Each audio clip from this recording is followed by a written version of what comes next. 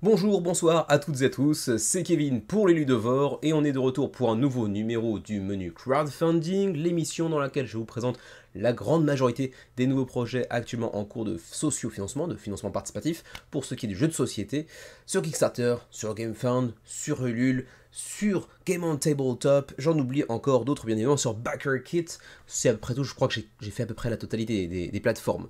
Quoi qu'il en soit, cette semaine, vous allez voir, on est encore sur quelque chose d'assez léger, hein, ça fait 4 semaines environ que je dis ça chaque semaine, mais bon, vous le savez, hein, l'été c'est souvent un petit peu plus calme qu'au printemps ou en automne aux abords de Essen par exemple. Ceci dit, vous allez voir que quand même en juillet, il y a quelques projets assez intéressants mine de rien. Et en fait, cette semaine, c'est pas qu'elle est si légère que ça en réalité. Il y a quand même pas mal de projets, mais il y en a assez peu qui sont véritablement très intéressants ou qui ont vraiment une ampleur, une ambition dévorante, on va dire. Même si il y a toujours un ou deux projets qui réussissent à se démarquer, d'autant plus que cette semaine, il y a un projet de Simon. Donc forcément, il y aura du dessert, vous vous en doutez bien. Il y en aura même deux en réalité, et ils seront tous les deux chez GameFound. Mais quel est le deuxième, me direz-vous? Du coup, on est parti, entrée plat dessert par ordre croissant d'intérêt pour les projets. Du coup, j'aurais dû le dire en intro, mais j'ai oublié. Mais cette semaine, je vais faire assez court. Je le dis chaque semaine sans vraiment le faire, mais cette semaine, je vais essayer de m'y tenir parce que généralement, je me laisse toujours un tout petit peu de temps dimanche pour peaufiner un ou deux trucs, le montage, le chapitrage de la vidéo, etc. Cette semaine, c'est pas possible parce qu'en fait, tout simplement, je vais chez des amis japonais dont la fille est née un jour avant mon fils. Du coup, on va célébrer l'anniversaire des deux en même temps. Du coup, je serai absent tout le dimanche. Donc voilà, va falloir que je fasse absolument tout jusqu'à samedi soir. Donc on va se dépêcher un petit peu. Première campagne, il s'agit d'une quadruplée, on va dire. C'est la fameuse Stefan City Collection de Queen Games qui revient encore pour la énième fois sur Kickstarter, avec cette fois-ci donc une collection de 4, hein, Hambourg, Amsterdam, New York et Marrakech, dans leur édition Special, donc Classic Special, avec des game trays. Donc on vous met en avant vraiment l'ergonomie de ces 4 jeux qui eux pour le coup sont déjà sortis, mais qui font l'objet d'une nouvelle version. Vous le savez, hein, généralement Queen Games, ils font quand même 15-16 campagnes par an, généralement pour des jeux qui sont déjà sortis par le passé. Bon, c'est un éditeur dont on parle souvent, pas forcément toujours pour les meilleures raisons. C'est leur 80e projet quand même sur Kickstarter. Et donc, il n'y a pas grand chose à en dire en réalité, puisqu'on a déjà parlé de ces 4 projets un par un dans différentes campagnes. C'est juste qu'ils reviennent avec une nouvelle édition special avec des game trays. Voilà, c'est à peu près tout, hein. Juste on va augmenter un petit peu l'ergonomie, la capacité d'installer ou de ranger le jeu en un temps record, avec des prix relativement intéressants durant la campagne, comme vous pouvez le voir, hein, 79 au lieu de 129, 64 au lieu de 99, 89 au lieu de 150 par exemple. Donc voilà, il y a aussi l'occasion de mettre la main sur un bundle pour économiser un petit peu d'argent. Il y a aussi des pièces en métal utilisables dans tous les jeux de la série de Stefan Feld City Collection. J'imagine que c'est à l'effigie de Stefan Feld d'ailleurs, mais je ne sais pas à quoi ressemble notre bon monsieur. Sachez également que vous avez un petit comparatif avec les éditions classiques et les éditions essentielles pour vous montrer un petit peu ce qui manque ou ce qui est ajouté dans telle ou telle version. Et bien sûr que la Special Edition est fait en vie parce qu'il y a les game trays, parce que des plateaux double épaisseur, etc., etc. Par contre, sachez-le, même si ce sont des jeux qui à terme auront certainement droit à leur version francophone, même c'est déjà le cas pour certains d'entre eux, durant la campagne c'est allemand ou anglais et c'est marre, donc il n'y aura pas de VF. Est-ce que c'est gênant pour tous les jeux? Est-ce qu'il y a du texte absolument sur tous les jeux? Je ne sais pas. N'ayant pas joué à ces jeux de cette série de la City Collection, je ne sais pas vous dire. Sur les cartes, visiblement, il y a quand même pas mal de texte en règle générale. Est-ce que c'est le cas pour toutes les cartes de tous ces jeux? Je ne sais pas. J'imagine qu'il y a certains de ces jeux qui sont language independent, comme on dit. On voit ici que pour Hambourg et Amsterdam, il y a des packs de language cards. Donc, est-ce que ça veut dire que pour les autres, à savoir donc Marrakech et New York, il n'y a pas de texte sur les cartes? A priori, ça devrait être le cas. Donc, c'est peut-être pour les deux derniers des jeux qui ne dépendent pas vraiment de la langue dont vous parlez, à partir du moment où une personne est en mesure de comprendre le livret de règles quand même. Voilà, pour le reste, on va passer assez rapidement parce qu'on a déjà parlé de tous ces jeux-là à plusieurs reprises. C'est des jeux de Stefan Feld, donc assez connus. Vous trouverez suffisamment d'informations sur chacun de ces jeux. Et on va pouvoir passer assez rapidement à la suite. 344 contributeurs, près de 70 000 euros d'engrangés, 11 jours avant la fin de la campagne.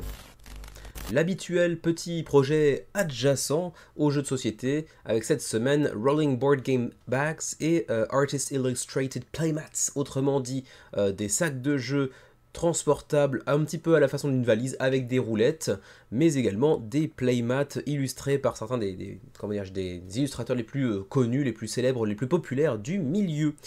C'est à nouveau Allplay qui nous propose cette campagne. Allplay qui à l'origine faisait plutôt des tables de jeu, puis des accessoires de jeu, puis ensuite ils sont diversifiés pour prendre justement le nom Allplay et sortir max de jeux, généralement des campagnes avec 3 jeux en un seul coup, et c'est un des rares éditeurs qui vraiment réussit à faire de très belles campagnes pour 3 jeux différents en une seule et même campagne.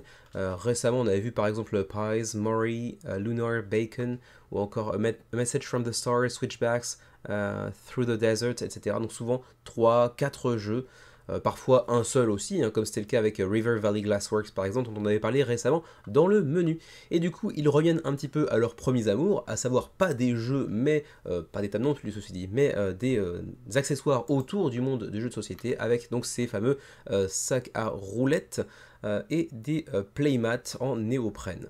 Bon, ceci dit, ils sont arrivés un tout petit peu tard parce qu'il y avait déjà eu l'année dernière un éditeur sur GameFound qui avait fait des sacs à roulettes vraiment hyper quali. Donc, bon, peut-être qu'ils sont arrivés un tout petit peu en retard là-dessus.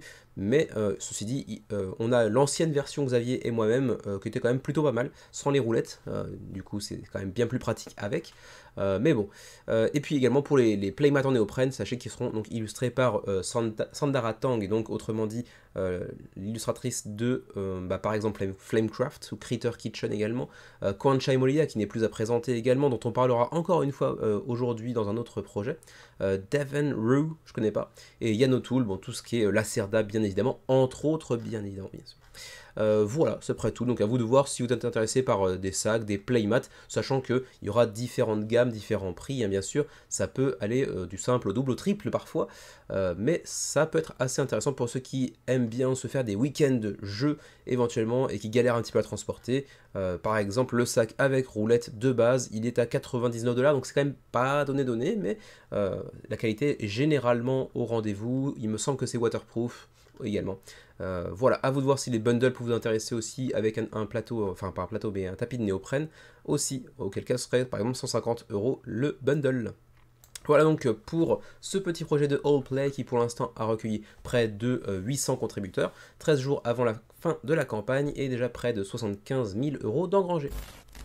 Enchaînons de suite avec End of the Line, Post-Apocalyptic Family Survival 2nd Edition. Actuellement sur Kickstarter, 185 contributeurs, 14 000€ d'engrangés. Le projet est donc financé 14 jours avant la fin de la campagne. C'est le 7e projet de Seppi Yoon, que je ne connais pas, mais ça nous vient des États-Unis. Et c'est assez original pour le coup, puisque c'est vrai qu'on nous sort beaucoup de jeux de post-apocalyptique, enfin des jeux qui sont baignés dans un univers post-apocalyptique, mais là pour le coup c'est un jeu entre guillemets familial dans un univers post-apo, ça c'est plus rare. Et pour le coup le jeu a pas l'air inintéressant sur le papier. Bon après j'arrive un petit peu après la bataille parce que c'est le 10e anniversaire je crois de ce jeu hein, pour la seconde édition. Donc finalement c'est un jeu qui avait déjà connu une sortie avec un certain succès, même si j'en avais honnêtement jamais entendu parler avant, mais bon. C'est pour 45 minutes la partie, 3 à 5 joueurs, et pour 14 ans et plus. Le seul petit truc un petit peu dommage quand même, que l'apparat, l'aspect visuel du jeu est pas folichon quoi.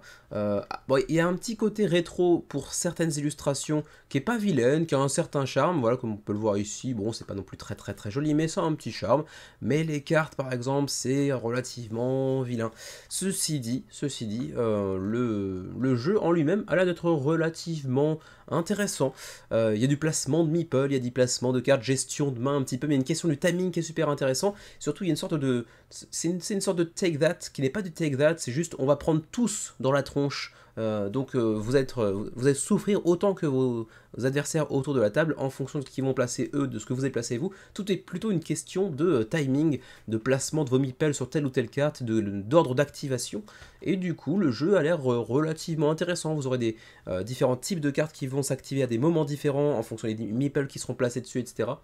Ça a l'air d'être plutôt intéressant sur le papier, mais bon, encore une fois, l'aspect visuel est quand même pas... Bah, ça vend pas du rêve, quoi. Voilà, tout simplement. Ensuite, what's in the box? Bah, en fait, tout ça, hein, des petits meeples, des petites cartes, c'est à peu près tout. Donc vous vous en doutez, c'est pas un jeu qui coûte outrageusement cher, hein, c'est à 35$ la boîte de base. Et par contre, petit truc un petit peu marrant, c'est que si vous voulez ajouter un petit pack de, comment ils appellent ça, voilà, Inclusive Family Pack. Donc en gros, si vous voulez jouer avec des familles, certes, mais des familles inclusives, donc par exemple avec que des mecs, que des filles, etc. Bref, vous mélangez un petit peu tout ça. Le pack inclusif est à 10$ de plus que le jeu de base, enfin jeu de base plus le pack, à 45 au lieu de 35. Donc voilà, il faut le vouloir pour être inclusif. C'est assez marrant. Voilà, c'est à peu près tout ce que je peux vous dire. On va passer assez rapidement. Il y a un petit peu d'éléments de deluxification via ici les petits add-ons que vous voyez, mais bon, ça n'a pas un grand intérêt. Je serais assez curieux de le tester un jour si l'occasion m'en donnait, ce dont je doute un petit peu. Mais bon, sur le papier, ça a l'air d'être assez drôle, même si c'est pas très joli. Voilà donc pour End of the Line, 185 contributeurs, 14 jours avant la fin de la campagne. Cinquième projet et toujours pas de VF cette semaine, avec Boom Patrol, et vous l'avez vu, il y a des tanks. Qui dit tank, dit Xavier. Aux aguets, tel un petit suricate. Mais non, je lui ai déjà envoyé un message pour lui dire « Xavier, il y a des tanks, il y a des canons ». Il m'a dit « Non, c'est bon ». J'étais surpris. Mais bon, quoi qu'il en soit, même sans Xavier, ils ont quand même réussi à attirer 250 contributeurs 14 jours avant la fin de la campagne. Et quand je dis il s'agit de Kurt Covert et donc Smirk and Dagger, petit éditeur américain dont vous avez peut-être déjà entendu parler si vous suivez l'actualité Kickstarter, puisque avant ça, ils avaient notamment sorti The Night Cage qui avait fait un énorme succès avec son extension un peu plus récemment. Ils avaient aussi sorti The Spill qui avait plutôt bien marché, B-Hex un peu plus modeste. Tesseract avait plutôt bien marché et j'étais assez curieux de le tester d'ailleurs, Tesseract. Ça et The Night Cage, même si Night Cage, bon, je peux m'en passer très honnêtement, mais Tesseract, un jour, j'aimerais bien avoir l'occasion d'y jouer parce qu'il avait l'air assez intéressant. Un petit coopératif avec une sorte de cube 2D à décomposer au fur et à mesure, c'était assez intéressant sur le papier. Voilà, et donc ils reviennent cette fois-ci avec Boom Patrol, et bon, petit moment, petite moment émotion, pardon, slash hommage, c'est que c'est l'œuvre de Anthony et Nicole Amato, donc un couple d'Américains, dont le mari, donc Anthony, est décédé en 2021, et donc en fait, Kurt Covert, donc l'éditeur, ainsi que la femme de Anthony, ont décidé de publier le jeu, de le peaufiner un tout petit peu ensemble, bien évidemment pour qu'il soit un produit fini, puis de le sortir finalement un petit peu en hommage à ce fameux Anthony Amato, malheureusement décédé il y a quelques temps. Et donc Boom Patrol, c'est un jeu un petit peu barré pour 2 à 4 joueurs, 14 ans et plus, pour des parties de 40 à 60 minutes, où vous allez jouer avec des tanks. Chacun va partir avec un tank, avec une sorte de micro-plateau en carton, avec, vous le voyez ici, la tourelle qui peut se déplacer, en fait, hein, tout simplement, comme celle d'un tank, hein, logique. Et à partir de là, on va mener des batailles, avec un grand champ de bataille que vous voyez ici, avec différentes cartes au milieu. On va faire un petit peu de gestion de main, et puis aussi, surtout, il y a un système de combat à plus ou moins longue portée, avec une sorte de règle en carton que vous avez aperçu, je crois, sur ce gif ici. Il y aura des jets de dés, bien évidemment, on déplace sa tourelle, et voilà, la mesure avec cette petite règle en carton, avec du short range, mid range et long range, donc en fonction de la portée, ça va aussi avoir un impact légèrement différent. Ça va être relativement marrant, c'est pas outrageusement cher non plus, c'est à 35$. Vous avez en plus de ça des capitaines de tank qui auront des petites compétences asymétriques qui ajoutent un petit peu de profondeur au gameplay, c'est relativement intéressant. Visuellement, avec ces petits animaux, j'arrive pas à parler, ces petits animaux anthropomorphiques, c'est plutôt charmant, ça change un petit peu de l'atmosphère purement guerroiement, ça se dit ça? Guerroyer oui, mais guerroiement je ne sais pas. Bref, guerre. Salsifie, comme dirait le roi Burgonde. On continue, voilà un petit peu ce que ça peut présenter en termes d'aspect visuel. Disons que la DA est plutôt charmante, j'aime bien le décalage justement animaux anthropomorphiques et guerre.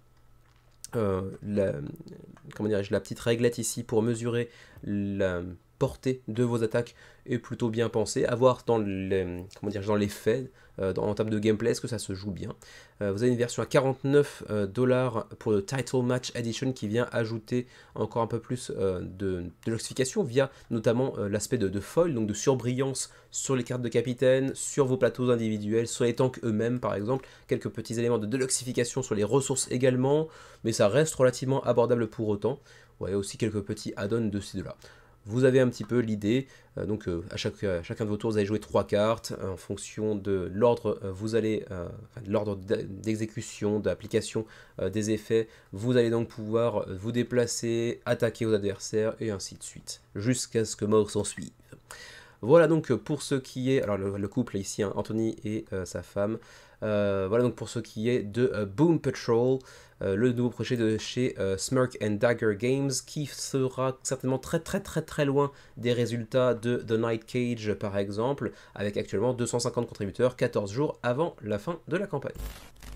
Sixième projet de la semaine et toujours pas de VF, ça va devenir un running gag, c'est Zoo King qui revient sur Kickstarter avec une micro-extension intitulée Zoo Lights, 137 contributeurs, près de 6000 € d'engrangés, c'est donc financé 17 jours avant la fin de la campagne. Deuxième projet de Evan Johnson, et le premier devait déjà être, j'imagine, Zoo King, j'en ai plus trop de souvenirs, mais oui c'est bien ça. On avait traité de Zoo King à l'époque dans le menu crowdfunding, et ça remonte parce que je me souviens de cette campagne, je me souviens parce que la boîte était relativement jolie, mais c'était il y a assez longtemps, ça, si mes souvenirs sont bons. C'était en 2021, ouais, c'était les premiers mois du menu crowdfunding, instant nostalgie. Mettez-moi en commentaire, étiez-vous là en octobre 2021 sur la chaîne? Suiviez-vous déjà le menu crowdfunding, les plus anciens de la chaîne? Et donc Zoo King qui revient sur Kickstarter avec cette micro-extension Zoo Lights que vous pourrez utiliser en plus des extensions qui étaient déjà présentes dans la campagne d'origine si mes souvenirs sont bons. Quoi qu'il en soit, le jeu est déjà financé, l'extension est déjà financée. Pour rappel, c'est pour 2 à 4 joueurs, jusqu'à 5 si vous avez également l'extension Souvenirs qui était disponible dans la première campagne. C'est pour 10 ans et plus, c'est pour des parties de 30 à 60 minutes. C'est essentiellement un jeu, je crois, de draft et de gestion de main où vous aurez masse d'animaux, comment dirais-je, de bâtiments, de membres du staff d'un zoo, et vous allez créer votre zoo un petit peu à la façon de beaucoup d'autres jeux, dont Zoo Tycoon, dont on a parlé très récemment dans le menu crowdfunding, ou encore Ark Nova, mais dans des registres totalement différents. Le gameplay n'a absolument rien à voir, mais juste la thématique. D'ailleurs, ils le disent eux-mêmes, hein, avant d'enchaîner sur un Zoo Tycoon ou sur un Ark Nova, pourquoi pas commencer par une sorte de simili-jeu d'apéro, un peu long pour un jeu d'apéro, qu'est donc Zoo King. Et donc Zoo King qui vient donc s'enrichir de cette nouvelle extension qu'est Zoo Lights, que l'on voit donc ici, qui vient ajouter de nouveaux animaux polaires, hein. On est pas mal orienté sur l'hiver dans cette nouvelle micro-extension. Il y a aussi de nouveaux habitats, la prairie et la forêt, on va dire. De nouvelles cartes comment dirais-je, de bâtiments, de staff, j'imagine également. Voilà ce à quoi ça ressemble en termes de gameplay. Là, les cartes sont plutôt jolies de manière générale, même s'il y a un vrai côté amateur qui n'a comment dire, qui n'est pas dépourvu de charme, il faut bien le dire, mais c'est vrai que ça fait quand même un peu jeu amateur. D'ailleurs, même les points de vente sont un petit peu amusants, parce que du coup, bon, le titre est ce qu'il est, hein, Zoo King, du coup, ils le vendent aussi dans certains zoos américains, dont la liste est affichée ici, et du coup, c'est bien pensé, c'est bien de leur part d'avoir réussi à se placer dans certains zoos, parce que ça leur permet d'atteindre un petit peu le public de masse. Voilà donc pour ce qui est de Zoo Lights, sachez que vous pouvez obtenir l'extension pour 24 $, et si vous aviez raté la première campagne et que le jeu vous intéresse, c'est 45 pour le bundle Zoo King, plus Souvenirs, leur présente extension, plus la nouvelle extension, le petit pack avec le koala que vous voyez ici qui est aussi disponible durant cette campagne, le tout à 45 $. Mais toujours pas de VF. 137 contributeurs, 5650 € d'engrangés pour l'instant, 17 jours avant la fin de la campagne pour Zoo Lights. Ah, celui-ci, j'aurais bien aimé l'aimer. Voilà, c'est un petit peu redondant comme phrasé. Mais Royal Punks, avec cette couverture assez fun, vraiment très punk dans l'esprit, avec ce personnage couronné, mais un petit peu amoché, avec un crâne sanguinolent, pas forcément en bon état qui plus est. Et puis ce petit logan barré, donc Long Live the King, non, The King is Dead, Blown to Pieces.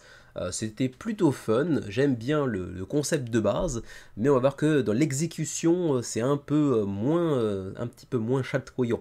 115 contributeurs, le projet nécessite 25 000 € d'engranger en termes de financement, et pour l'instant on en est très loin, on est à quoi, 33, 34, 35% de financement, j'imagine, quelque chose comme ça, à 26 jours de la fin de la campagne. Bon, on va voir aussi que au-delà de la couverture qui certes fait du coup assez punk, qui a un vrai petit charme, le jeu en tant que tel est pas très joli. Il y a pire, il y a bien pire, mais il est pas très beau non plus. C'est pour 2 à 4 joueurs, pour 14 ans et plus, pour 45 à 90 minutes la partie. Vous le voyez, on a pas mal de tuiles hexagonales, il y a du déplacement d'unités, bien évidemment, une sorte de contrôle de territoire, hein. C'est un jeu de stratégie, bien sûr, mais visuellement, je vais descendre un petit peu. Voilà, les personnages déjà, bon, là du coup on perd vraiment le côté punk, si ce n'est peut-être au niveau de certains personnages qui sont armés assez étrangement compte tenu de leur archétype, on va dire, la princesse qui porte une sorte de gros sabre comme ça, c'est un peu étrange. La reine également, bon, enfin, ils sont quand même très moches les personnages, hein, soyons honnêtes, et pas moches dans le genre punk, non, juste moche quoi du coup. Donc bon, ça perd un petit peu du charme que la boîte semblait vouloir donner au jeu. Ceci dit, le jeu, pour le coup, lui, est disponible en français, ça y est, à la 7ème campagne de la journée, et c'est quand même un jeu qui vous propose de gagner de 3 manières différentes. Donc ça, c'est relativement intéressant, dans le sens où vous pouvez level up, donc vous pouvez prendre du niveau avec votre punk, avec votre personnage, jusqu'à obtenir une force et une gloire indiscutables et imbattables par vos adversaires. Vous pouvez également contrôler les cités et la population du royaume, ou vous pouvez aussi éliminer tous vos opposants autour de la table, en utilisant pour ce faire de la diplomatie et donc des coups de couteau dans le dos, bien évidemment, de la stratégie brutale, hein, agressive, et bah, voilà, c'est ce qui est écrit ici, hein, crushing aggression, donc de la violence. Bref, il y a plusieurs manières d'aller chercher la victoire. De ce point de vue-là, c'est relativement intéressant à tester. Peut-être qu'en termes de gameplay, le jeu est vraiment cool, je ne saurais pas vous le dire, mais c'est vrai que visuellement, après une boîte qui, moi perso, me faisait un petit peu envie, le reste me convainc beaucoup moins, hein. Les tuiles sont pas non plus hyper classe, alors je comprends que du coup le côté un peu punk, bon ça se défend, on va pas chercher la beauté, on va chercher des trucs un petit peu bruts de décoffrage, ok, je peux comprendre, mais quand même, ça vend pas du rêve visuellement parlant et je trouve ça un petit peu dommage. Voilà, ceci dit, au moins lui est disponible en VF et ça c'est plutôt cool. Au moins en VF PDF j'imagine, peut-être pas en version physique, mais à checker, à voir. Je ne saurais pas vous le confirmer de ce point de vue-là, mais en tout cas, c'est vrai que malgré tout, le jeu est assez intéressant sur le papier. Je m'y intéresse pas suffisamment pour aller le baquer, mais quand même, je trouve qu'il est assez intéressant. Ceci dit, vous le voyez, The Royal Punk Package, 79$, c'est le pledge de base, hein. Donc pour la qualité de matos, bon, il y a quelques miniatures, on l'a vu, hein, brièvement, voilà, ici. Le matos a l'air d'être relativement, comment dirais-je, relativement qualitatif, hein, sans plus. Ça va pas être plus ou moins bien produit que d'autres jeux, disons que c'est dans la moyenne de ce jeu de Sakakabi-là, mais 79$, c'est quand même un petit peu cher le ticket d'entrée, je trouve. Vous me direz ce que vous en pensez éventuellement. Et c'est le seul pledge, parce qu'après il y a des pledges groupés, mais bon, ça c'est un petit peu différent. Voilà donc pour ce qui est de Royal Punks, 115 contributeurs, on est loin du seuil de financement, ça sent un petit peu le sapin et en même temps c'est thématique. Pour ce qui est de Royal Punks, aller chercher le financement va être un petit peu compliqué, mais il reste encore 26 jours potentiellement si le jeu n'est pas annulé d'ici là. On arrive sur un projet qui me rappelle ma jeunesse, avec une chanson de Louise Attaque qui s'appelait Léa. C'est-à-dire que Rocket Rescue, comme Léa, il est pas joli, mais il est pas moche non plus. Il est assez particulier. Visuellement, j'aime beaucoup la couverture, la palette de couleurs de la couverture de Rocket Rescue. Je trouve qu'elle a un vrai charme, assez original, et qui pop pas mal. J'imagine que dans une étagère, il a une belle présence. Mais pour le reste, on va voir assez rapidement que les illustrations sont... Je sais pas, j'arrive pas à vous le dire. Il y a un côté, je pense que c'est quand même pas mal la palette de couleurs qui est pour quelque chose. Il y a un truc vraiment sympa, original, joli. Et je sais pas, les dessins eux-mêmes, bof. Du coup, il est pas joli, mais il est pas moche non plus, quoi. Ouais, les personnages, pareil, je vois. Il y a des idées, mais bof. Voilà. Quoi qu'il en soit, Rocket Rescue, c'est un jeu de placement de dés stratégiques pour 3 à 5 joueurs dans lequel vous allez construire des fusées et les envoyer dans l'espace intersidéral à la recherche de différentes planètes dans une course pour sauver l'humanité qui, encore une fois, s'est conduit elle-même à sa perte. Hein. C'est pas le premier jeu qui vous propose de faire ce genre de choses-là. Récemment, on avait parlé de How to Save a World, qui était dans un registre un petit peu différent, dans le sens où là, on allait construire 3 projets pour essayer de sauver la planète d'une météorite qui arrivait sur notre tronche. Donc c'était pas exactement tout à fait de notre faute, mais la thématique de sauver l'humanité, éventuellement en partant, en quittant la Terre, c'est quelque chose qu'on a vu à plusieurs reprises, mais en général, ça donne quand même des choses assez intéressantes, en termes de thématique en tout cas. Là, avec Rocket Rescue, on arrive tout juste au financement, hein, ça s'est fait aujourd'hui, avec 7700 € d'engrangés, seulement 100 contributeurs, même pas 100 contributeurs à l'heure où je vous parle. C'est vrai que le projet s'est lancé un tout petit peu plus tard que la moyenne. Généralement, si vous ne le savez pas, les projets sur Kickstarter se lancent souvent le mardi, voire le mercredi. Je crois que Rocket Rescue s'est lancé genre 1 ou 2 jours après la masse habituelle de la semaine.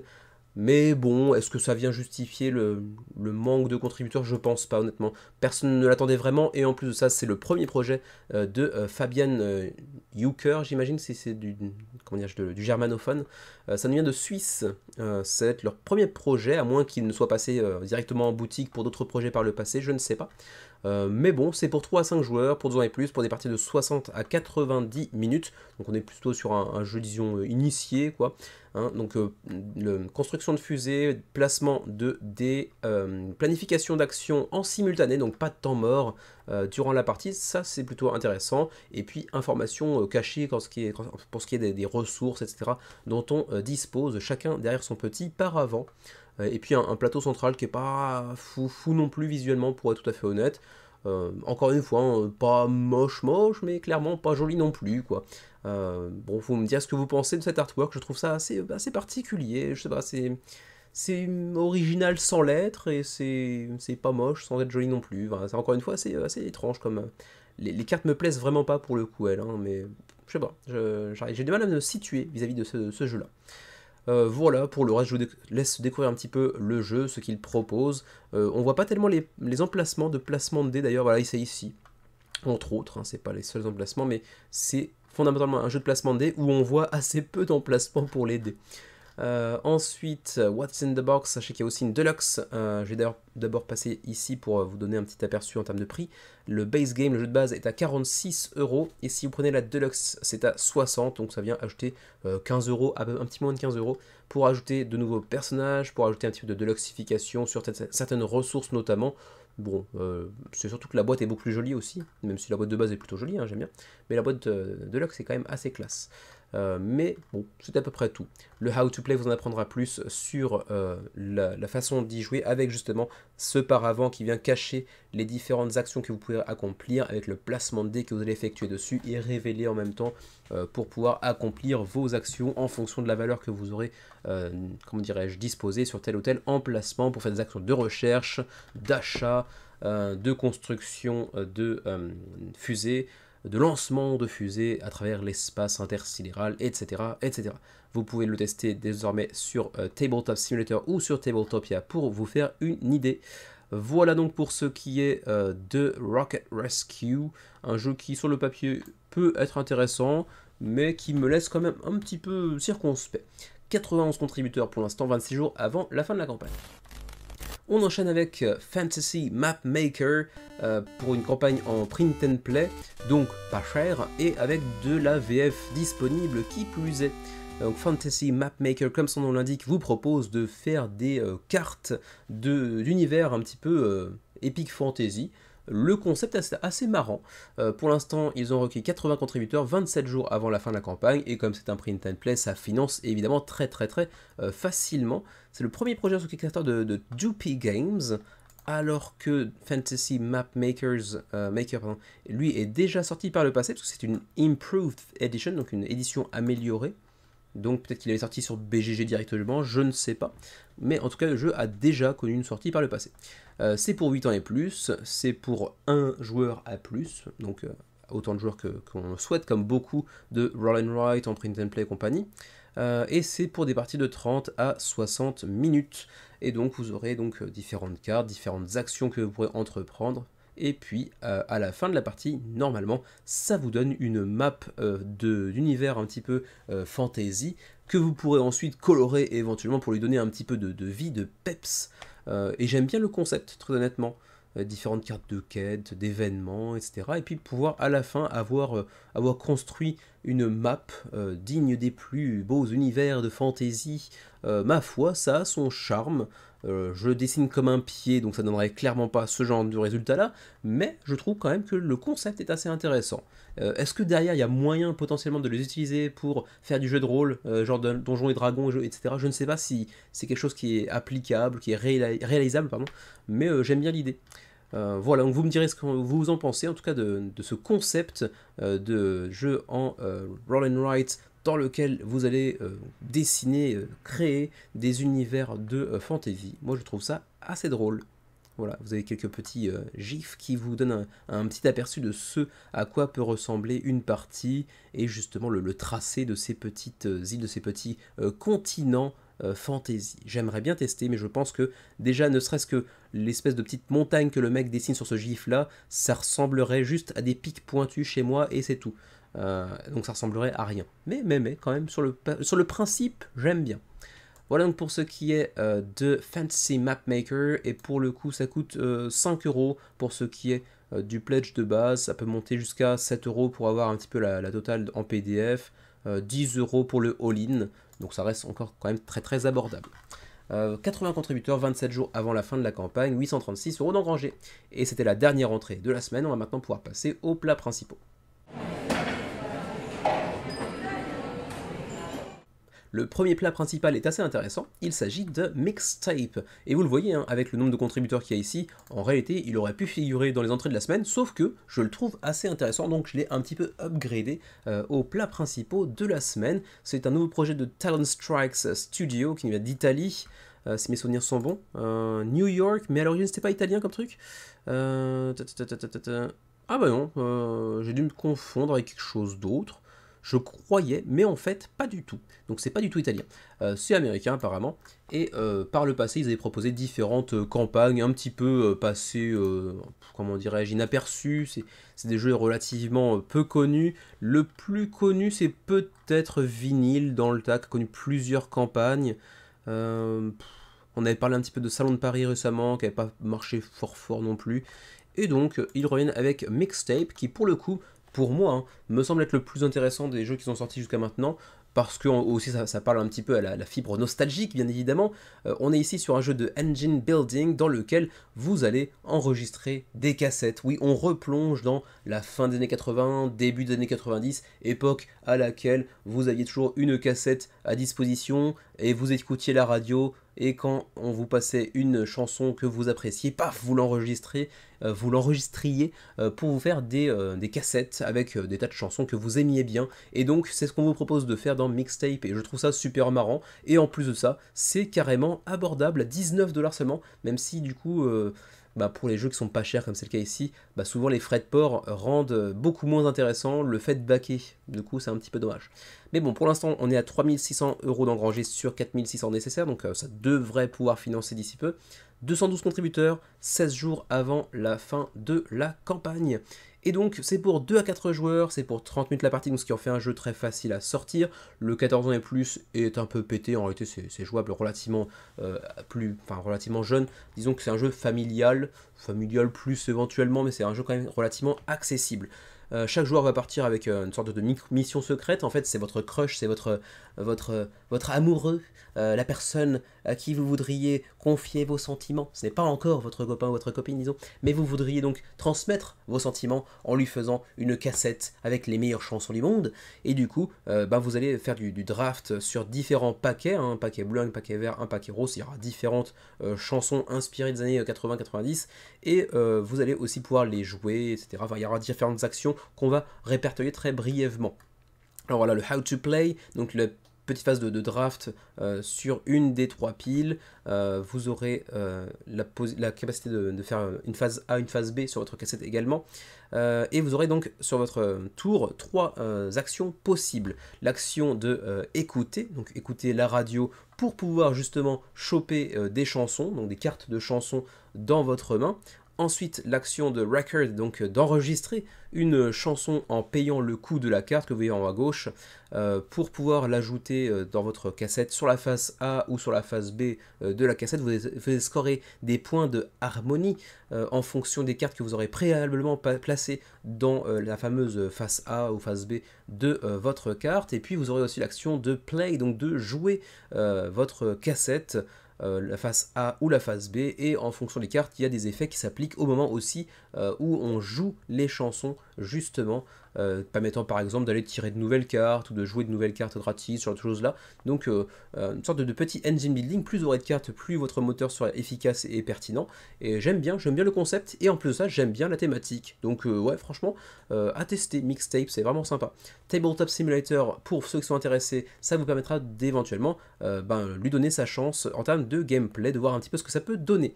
Il y a 105 cartes de chansons qui vous ramènent un petit peu dans les années 80-90, mais bon, on vous écrit ici well, sort of, donc en quelques... J'arrive pas à retrouver le français, tiens, du coup. En quelque sorte, voilà, c'était pourtant pas très compliqué. En quelque sorte, pourquoi? Alors je ne saurais pas vous le dire. Est-ce que c'est des faux titres, des faux artistes, mais juste les titres ressemblent? Là j'ai l'impression que oui, hein, parce que on a Straight Outta Compton. Il me semble que c'est une chanson de rap à l'origine qui s'appelle Straight Outta Compton. Auquel cas ça voudrait dire que juste les titres sont un peu modifiés. Alors je me remonte un peu, voilà. Camden, c'est à la place de Compton. The River of Creams. Ça ne dit rien. Big Mean Sensuality. J'imagine que c'est des faux artistes et des fausses chansons, mais qui, pour ceux qui ont une culture musicale plus développée que la mienne pour ce qui est des années 80-90, vous devrez vous rappeler, j'imagine, des chansons existantes. Je suis paumé parce que j'ai zoomé et dézoomé, voilà, c'est ici. Ok, ensuite les fameuses cartes de crush, donc la personne à qui vous voudriez confier vos sentiments, des petits tokens de ci de là, le plateau de mixage double épaisseur également, parce qu'il va venir être important pour différentes raisons, pour des combos notamment à l'imaginer, à quel moment on va jouer notre cassette, qu'est-ce que ça va déclencher en fonction des synergies, etc. Encore une fois, une petite phase du jeu relativement intéressante. Le livret de règles, et c'est tout. Du coup, le tout pour 19 $. En plus de ça, il y aura un petit promo pack gratis dans chacun des pledges qui va ajouter de nouvelles cartes de crush notamment. Vous avez aussi la possibilité de le prendre en print and play à 8 $. Et pour le coup, pour beaucoup de gens, en fonction des frais de port, finalement c'est peut-être le plus intéressant. C'est un petit peu dommage. Mais sur le papier, en tout cas, ça a l'air d'être vraiment fun. Donc ouais, j'aurais beaucoup de plaisir à tester Mixtape si l'occasion m'en est donnée un jour. Mais vous le voyez, pour le Japon, 25 $ de frais de port pour un jeu à 19, c'est un petit peu ridicule, on est d'accord. Et même pour vous qui êtes en Europe, hein, en France par exemple, ou en Belgique, c'est 18 $. Autrement dit, c'est le prix du jeu, mais en frais de port. Donc c'est difficilement acceptable. En fait, le seul endroit où c'est relativement acceptable les frais de port, c'est les États-Unis, 9 $. Bon, c'est la moitié du prix du jeu, mais ça peut se faire du coup. Ça fait un jeu à 27 $. Bon, ça va, c'est quand même très très abordable. Pour le reste, en fonction des frais de port, c'est quand même pas super intéressant. Et c'est dommage, parce que vraiment, le principe me plaît beaucoup. Par curiosité, j'aurais bien aimé backer justement Mixtape. Mais bon, les frais de port font que le jeu est vraiment pas intéressant pour nous au Japon. 16 jours avant la fin de la campagne, le jeu est déjà à 212 contributeurs, 3650 € d'engrangés.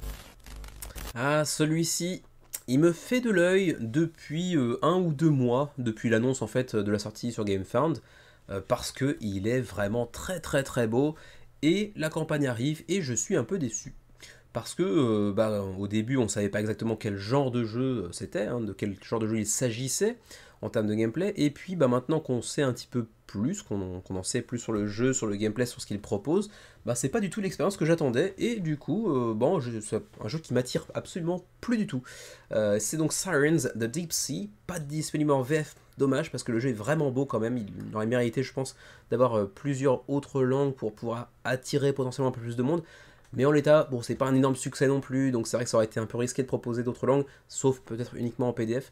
Mais bon, pour l'instant, 530 contributeurs pour le premier projet, je crois, de Forgotten Tales. Il me semble que c'est le premier projet, ouais, c'est ça. Et donc Sirens, qui est un très très joli jeu, coop, d'exploration, d'aventure, avec une campagne.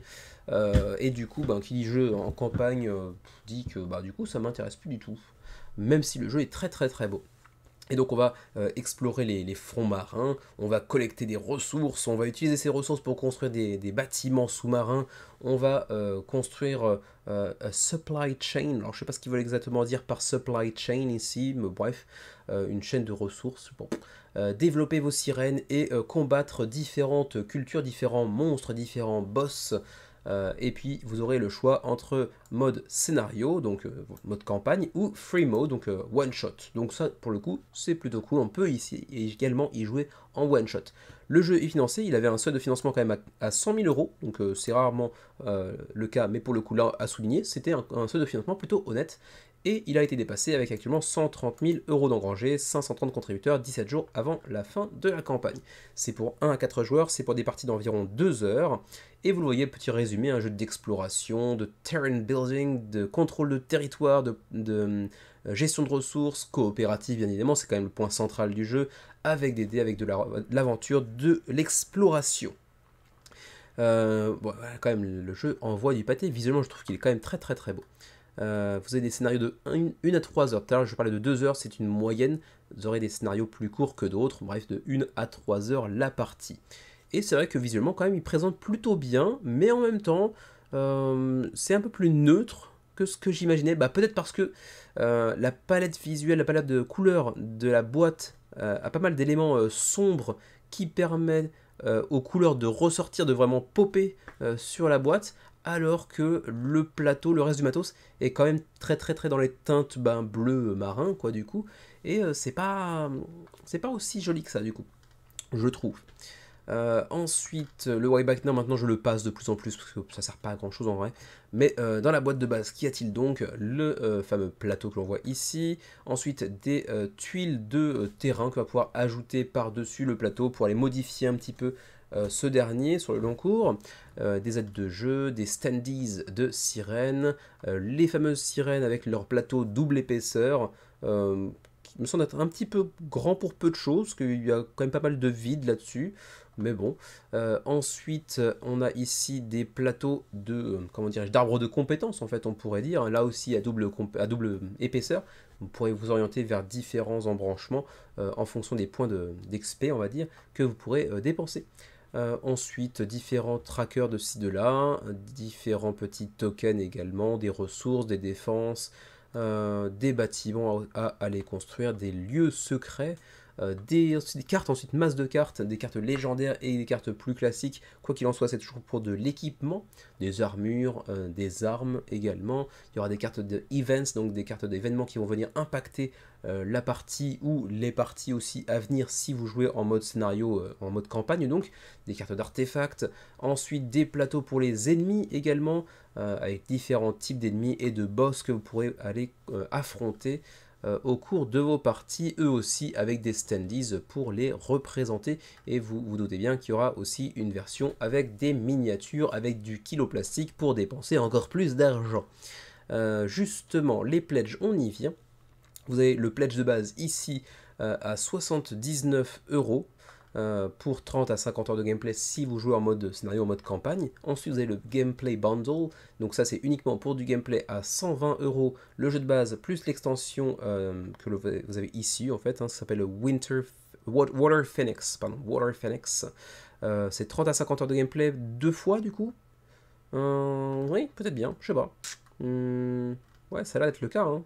Du coup, ça double la durée de vie du jeu. Intéressant, si on aime le jeu en tout cas.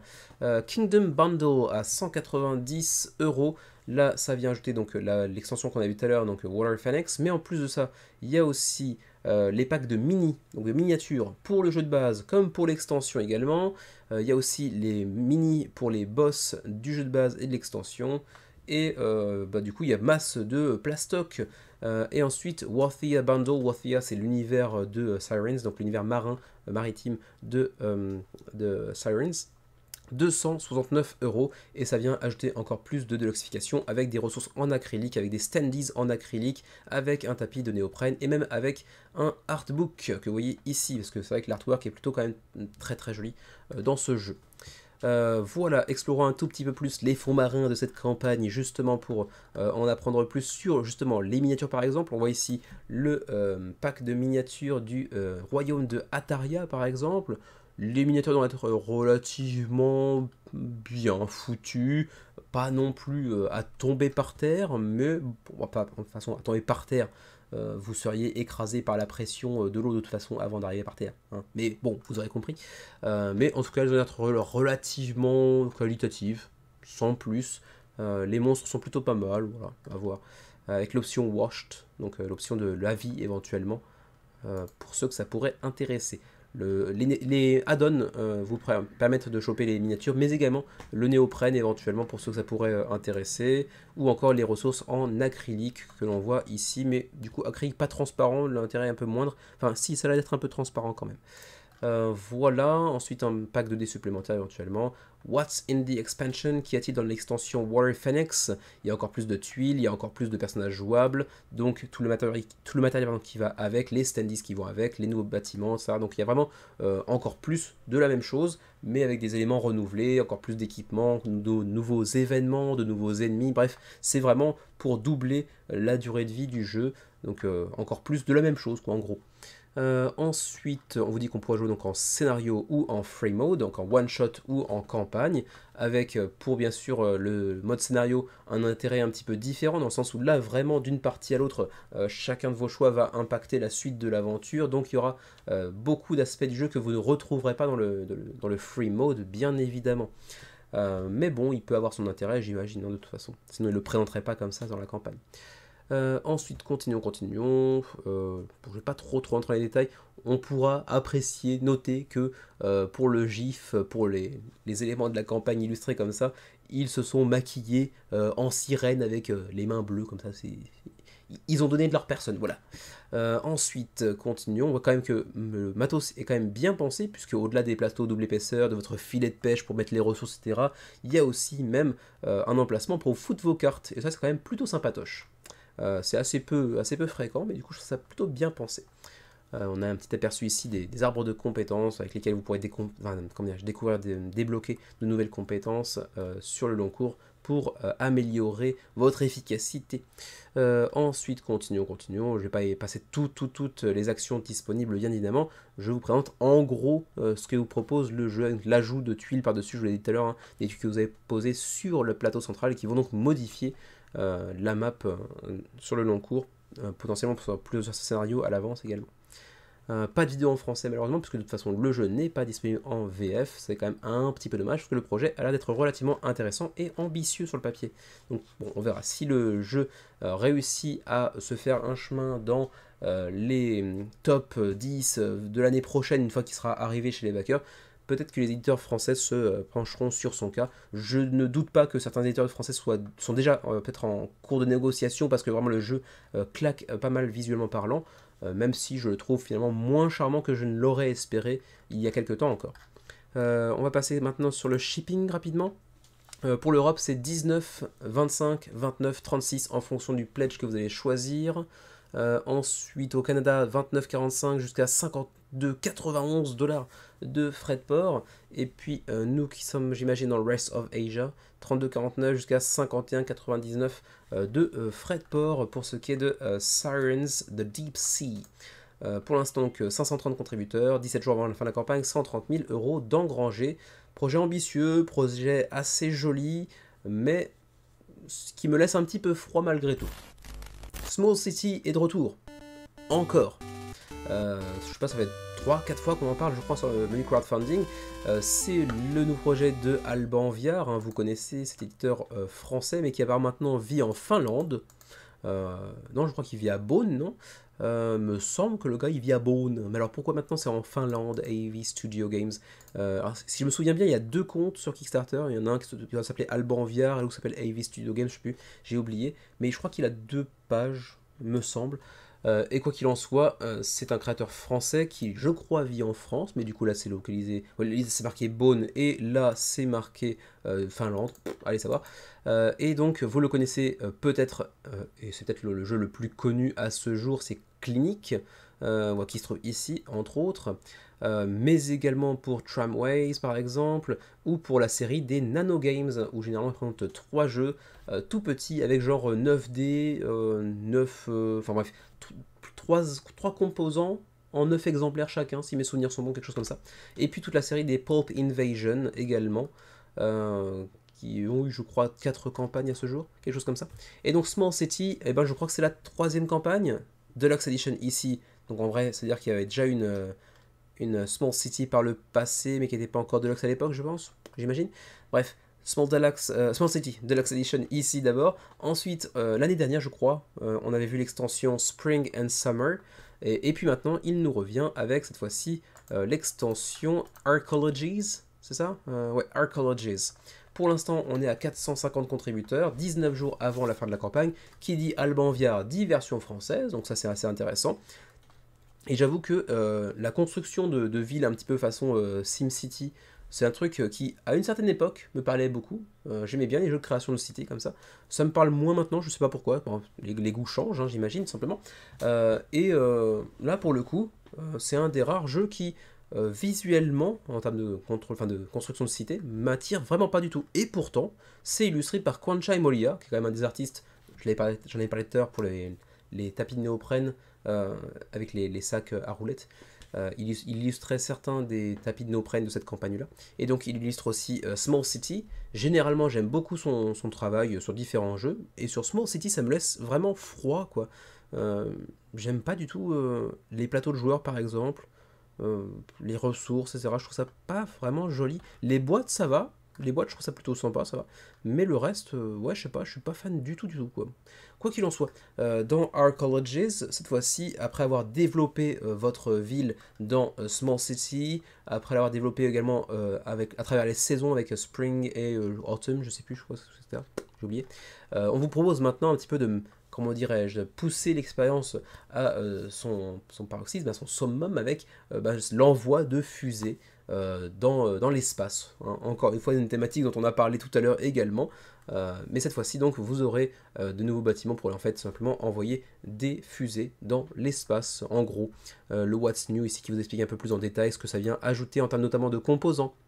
Le livret de règles qui vient aussi vous expliquer les différents ajouts en termes de règles de cette nouvelle extension. Extension qui vous coûtera 15 euros, donc ça fait encore une fois un jeu relativement abordable, hein, même si bon, maintenant vous vous doutez bien que si vous prenez la totale, ça va commencer à coûter un peu plus cher. Si vous avez par exemple le jeu de base mais aucune extension à ce jour, vous pouvez prendre donc Arcologies plus Spring and Summer, donc les extensions précédentes, le tout pour 85$, et si en plus vous voulez aussi toutes les extensions, parce que vous aurez raté la première également, c'est 115. Et alors là par contre, si vous voulez aussi le jeu de base, plus toutes les extensions, en gros le all-in, c'est quand même 175$. En add-on, vous pouvez aussi prendre l'extension Winter ou l'extension Spring pour 35$ pièce. Mais bon, du coup, au final, si on voit la totale, c'est quand même 175$. C'est quand même assez cher, quand même, malgré tout. Voilà, ensuite le shipping. Pour la France, le shipping est vraiment abordable. En même temps, Arcologies est tout petit, hein, c'est juste l'extension pour le coup ici. Mais même quand on va chercher le all-in, qui lui est très cher, les frais de port, eux, ne le sont pas. Hein, ça reste sur du 15$ de frais de port, c'est quand même très abordable. Pour le reste de l'Europe, c'est un poil plus cher, mais à peine. Pour nos amis canadiens, ce serait quasiment la même chose, hein, 4 à 24$ de frais de port. Pareil pour nous en Asie également. Voilà donc pour ce qui est de Small City, je rentre pas trop dans les détails de cette extension parce que encore une fois c'est une extension, donc quand c'est des extensions généralement je passe assez rapidement, mais en tout cas le projet se porte plutôt pas mal avec 450 contributeurs, 19 jours avant la fin de la campagne, et juste par pure curiosité, combien de backers avaient fait la précédente campagne pour Spring and Summer. À l'époque, c'était quand d'ailleurs c'était en août-septembre 2023, donc même pas un an. Et on avait fait 673 contributeurs.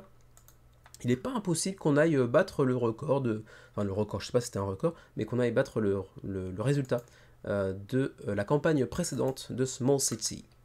Voilà donc 450 contributeurs, ouh là, je l'ai dit très très vite ça, hein, 450 contributeurs, 12 277€ d'engrangés, 19 jours avant la fin de la campagne.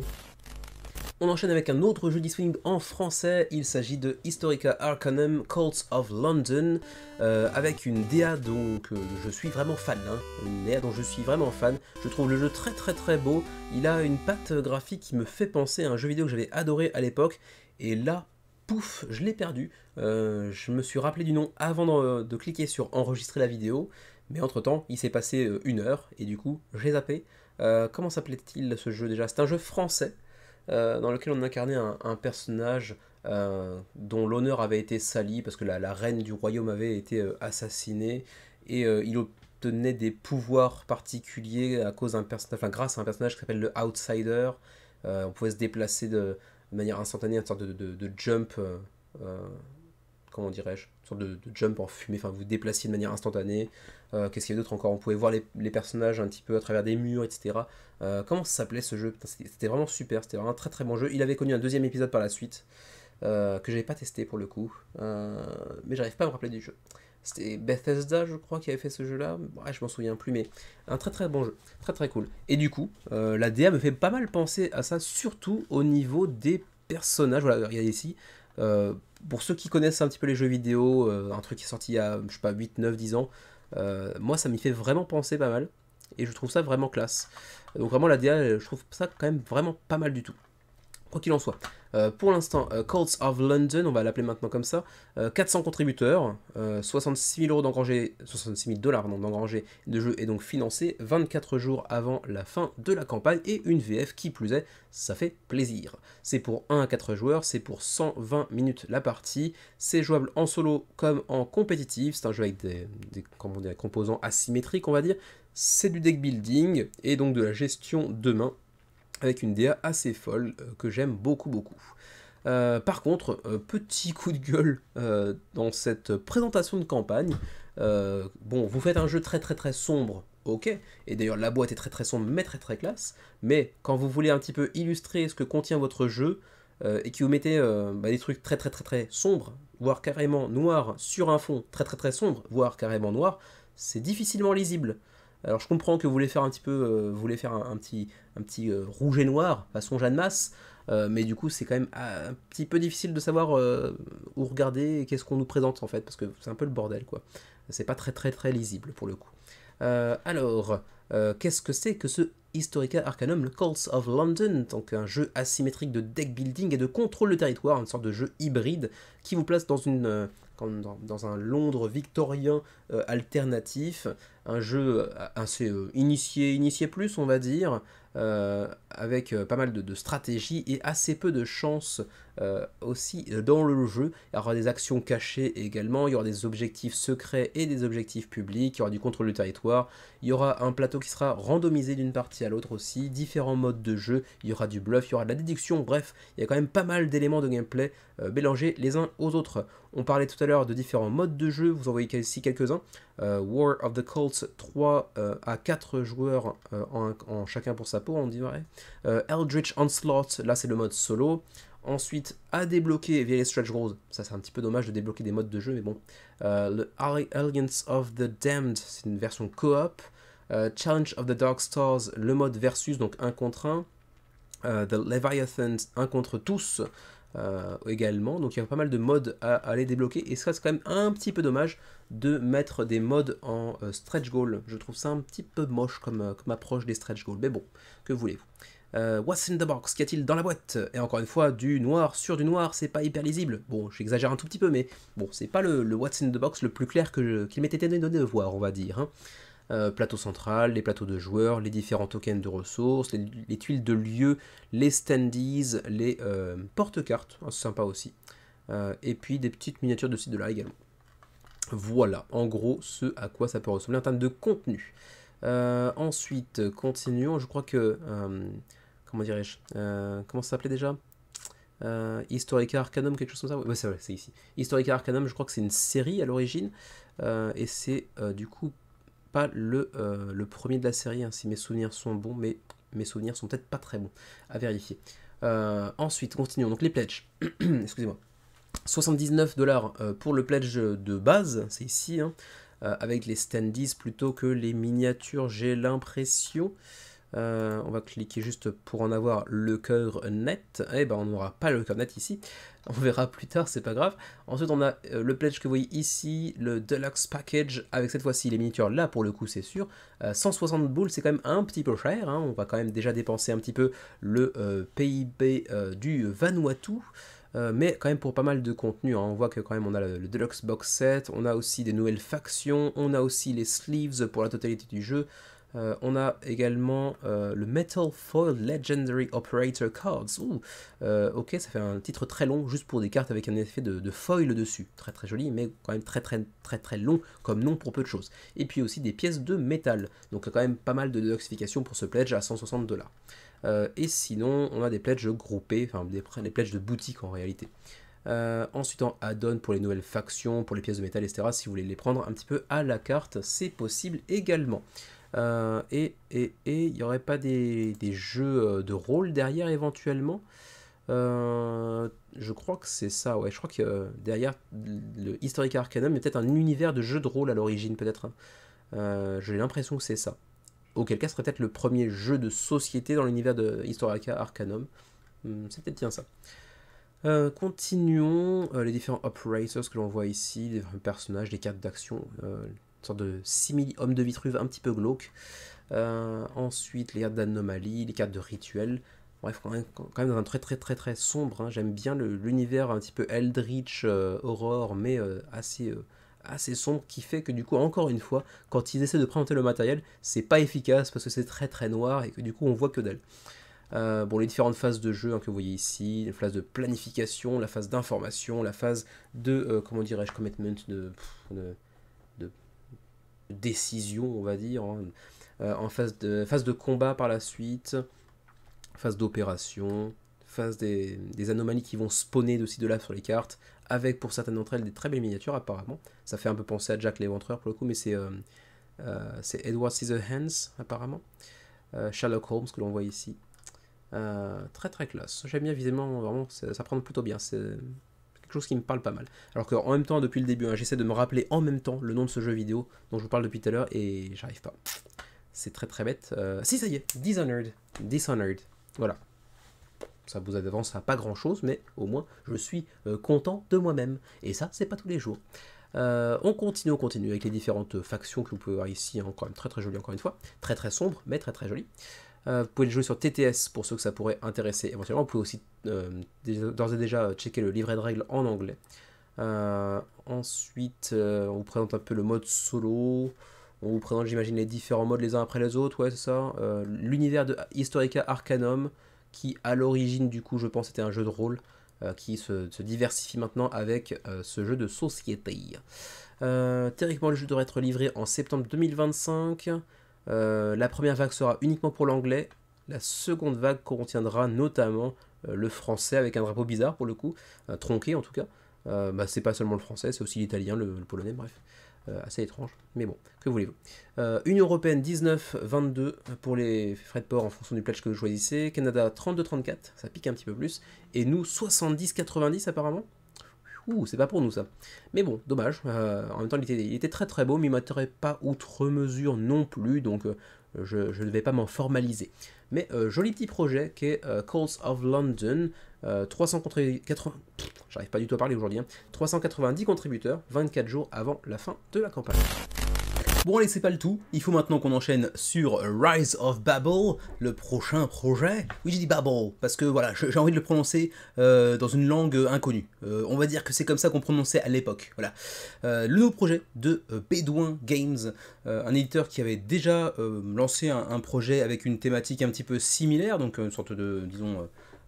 mythologie biblique, on va dire, puisque il nous avait pondu Flood il y a de ça environ 2 ans sur l'arche de Noé, et cette fois-ci on est sur la construction de la tour de Babel, donc on reste toujours dans les textes bibliques, on va dire, et force est de constater que pour l'instant Rise of Babel ça marche pas des masses. 500 contributeurs, c'est menu. Crowdfunding, blague, drôle, non. 500 contributeurs, c'est léger pour un projet qui pouvait honnêtement faire beaucoup plus à mon avis. Je pense, bon, à confirmer, que le marketing n'a pas été fait de manière efficace, parce que The Flood à l'époque, pour un premier projet de Bedouin Games à l'époque, avait fait quand même 2600 contributeurs, ce qui était pas mal quand même, hein. Un jeu qui avait plutôt une bonne presse suite à sa sortie, qui a été plutôt bien reçu par les backers, sans avoir fait non plus, comment dirais-je, un feu de tout bois, hein. C'est pas un jeu non plus qui avait bénéficié d'une hype énorme lors de sa sortie, lorsqu'il est parvenu au backer. Mais du coup, c'était quand même un bon score, alors que là, après 4-5 jours de campagne pour Rise of Babel, on est à 500 contributeurs. Triple loot sous-piqué, atterrissage sur les gencives, encore une fois, hein, je suis désolé de le dire, il faut dire les termes au bout d'un moment. Donc c'est une déception quand même pour Rise of Babel, et pourtant, on est sur un jeu qui a l'air relativement sympa, et en plus de ça, ils se sont attachés les services de Andrew Bosley pour les illustrations, donc Monsieur Everdell entre autres. Bon, il reste encore 26 jours avant la fin de la campagne, cette dernière est déjà financée largement, donc ça va, il n'y a pas non plus de risque a priori de voir cette campagne être annulée ou simplement, comment dire, reportée à date ultérieure, etc. A priori ça devrait aller. Mais quand même, c'est un petit peu décevant à mon avis pour le deuxième jeu de cette série de Bedouin Games. C'est un jeu pour 1 à 4 joueurs qui se veut relativement accessible malgré tout, hein. Ici on nous dit 8 ans et plus. Très honnêtement, alors bon, il y a une version, enfin c'est la version de base, le jeu de base, qui est certes relativement accessible, plus une version avec extension qui vient rajouter un petit peu de punch, un petit peu de profondeur au gameplay et qui le rend plutôt un jeu initié à mon avis. Mais même le jeu de base, à mon avis, 8 ans et plus, bon c'est 8 ans et plus pour des petits jeunes qui ont déjà tâté un petit peu du jeu de société auparavant à mon avis. Hein. Et pour des parties de 60 à 90 minutes, là aussi, bon pour un enfant de 8 ans, 60 à 90 minutes, il faut le tenir déjà. Hein. Mais bon, apparemment, ça se veut être relativement accessible. Et donc, comme le titre semble l'indiquer bien sûr, on va être amené à construire, à participer à minima, à la construction de la tour de Babel. On va donc récupérer des ressources en tout genre pour les accumuler sur les différents étages de la tour de Babel qui va être amené à grandir, alors qu'on va devoir aussi transporter les ressources en question à dos d'éléphant jusqu'à la tour. On aura des plateaux de joueurs individuels qui seront potentiellement asymétrique si l'on joue avec l'extension en tout cas. Alors, continuons un petit peu plus. Bon, le Why Back Now, bon, il y a un petit intérêt économique dans le sens le petit token de premier joueur en 3D qui est ici. Qui ressemble à un gâteau, honnêtement. Ça ressemble à un petit gâteau, un petit sablé. Et gratos durant le Kickstarter. C'est pas un grand intérêt, mais bon, c'est sympatoche malgré tout. Il y a un petit discount jusqu'à 33% quand même. Et puis aussi la version Legendary Box qui sera apparemment pas disponible en boutique par la suite.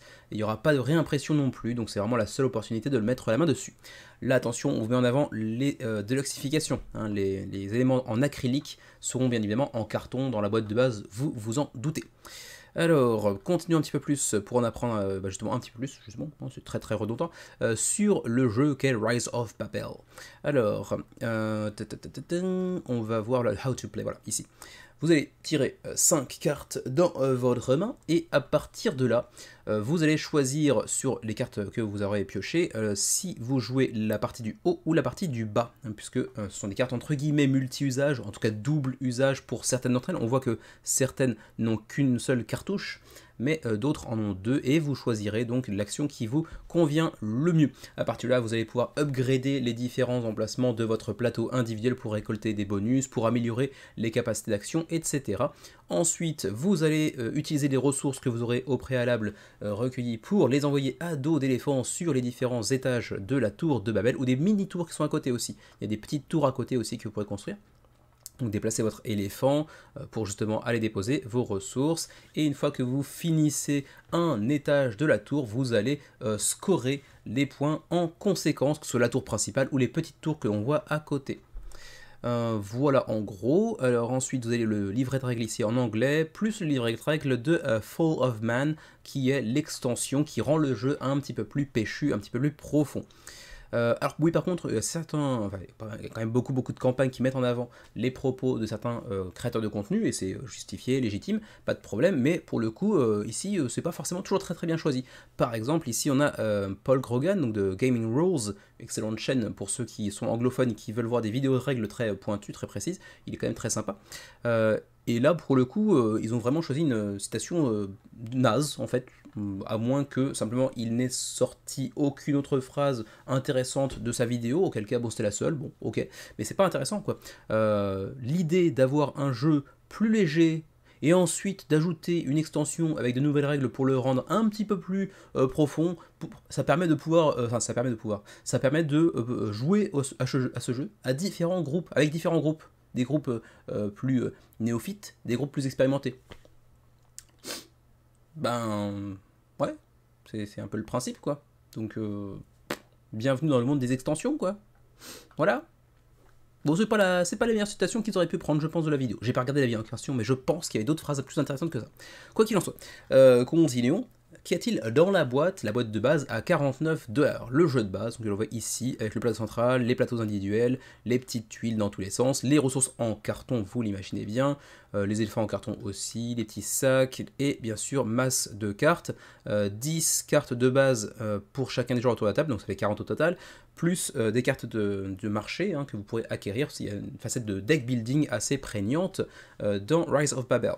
Ensuite, vous avez l'extension ici, Fall of Man, qui, elle, coûte 25 € pour aller enrichir un petit peu le jeu. Vous aurez ici, vous voyez que les aides de jeu, des personnages asymétriques, ils sont au nombre de 5. On voit ici Kushim le marchand, on a Nimrod, le petit-fils de Noé, on a Amalkesh, on a Noémie, et on a enfin Merkar, chacun avec ses propres spécificités, son gameplay légèrement asymétrique. Ensuite, vous avez le Pledge Deluxe, la Legendary Box, qui vient s'accompagner des éléments en acrylique, mais également, vous le voyez, d'éléments en 3D pour vraiment constituer les différents étages de la tour que vous êtes en train de construire. Du coup, ça rajoute une certaine présence sur table, ça c'est indéniable, mais ça fait quand même un peu gimmick malgré tout, ça ne sert pas à grand chose, c'est vraiment faut être fan du jeu, quoi. Et du coup, là, on est à 175 $ pour l'édition Legendary. Donc ça fait quand même un peu plus cher tout de suite, avec le petit token de premier joueur en 3D. Il y a aussi une micro-extension Innovations, micro-extension Ropes and Rollers, ensuite l'étude en acrylique, le mode solo, l'extension Fall of Man, les composants légendaires, donc double épaisseur notamment, acrylique, petite miniature de ci de là. Et puis au-delà de ça, donc les différents éléments 3D pour les différents étages de la tour de Babel, des sacs un petit peu upgradés eux aussi. Sinon vous pourrez prendre certaines de ces choses-là en add-on si vous le souhaitez, tel que le token de premier joueur, des micro-extensions de ci de là, ou encore un tapis de néoprène par exemple. Le jeu devrait théoriquement être livré en octobre de l'année prochaine. Pour ce qui est du shipping, Canada 23-27 en fonction du pledge que vous allez choisir.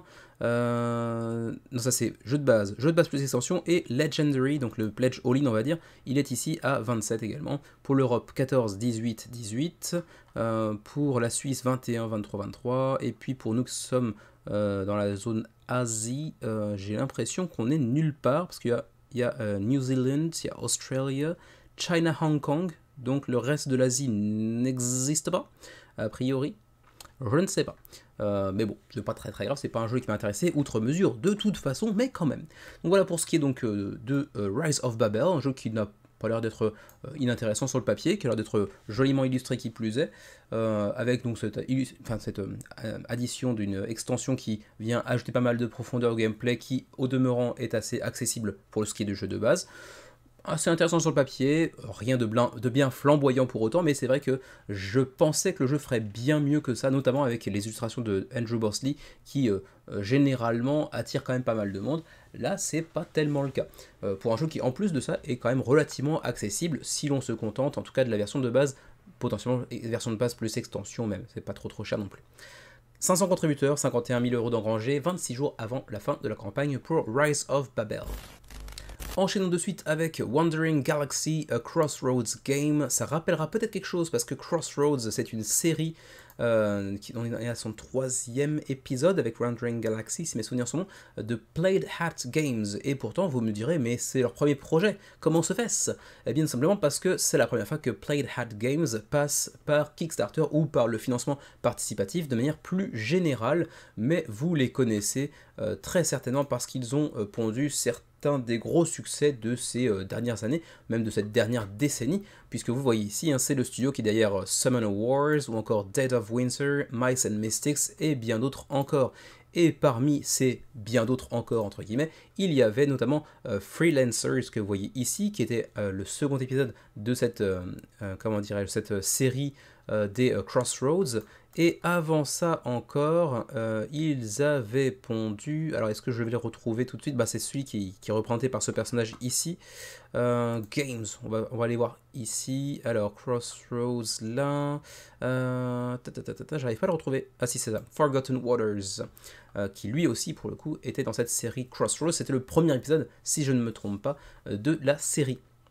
Et donc cette fois-ci ils reviennent, et pour la première fois en financement participatif sur Kickstarter, pour Wandering Galaxy, qui est le troisième opus de cette série, Crossroads. C'est pour 1 à 6 joueurs, pour 14 ans et plus, pour des parties de 60 minutes environ, et c'est un jeu narratif où vous allez incarner des contrebandier de l'espace, on va dire, et vous allez vous répartir différentes tâches sur un vaisseau, et vous pourrez aussi accomplir différents types de missions pour gagner de la tunasse, pour gagner de la réputation, pour ensuite pouvoir aussi upgrader votre vaisseau spatial, et ainsi de suite, dans un jeu vraiment très orienté bac à sable. Vous avez quand même une liberté d'action assez conséquente, comme c'était déjà le cas dans Forgotten Waters ou encore dans Freelancers.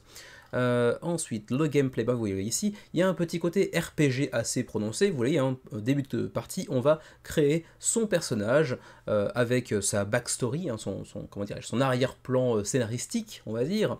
Ensuite, vous allez vous répartir différentes tâches à travers un navire. Il y aura bien sûr un système d'évolution de votre personnage sur le long cours. Ensuite, vous allez pouvoir donc traverser l'espace, les confins de la galaxie pour pouvoir accomplir différentes tâches et missions en tout genre. Vous pourrez explorer certaines planètes pour découvrir les lieux qui s'y trouvent et accomplir des missions, récolter des ressources, etc. etc.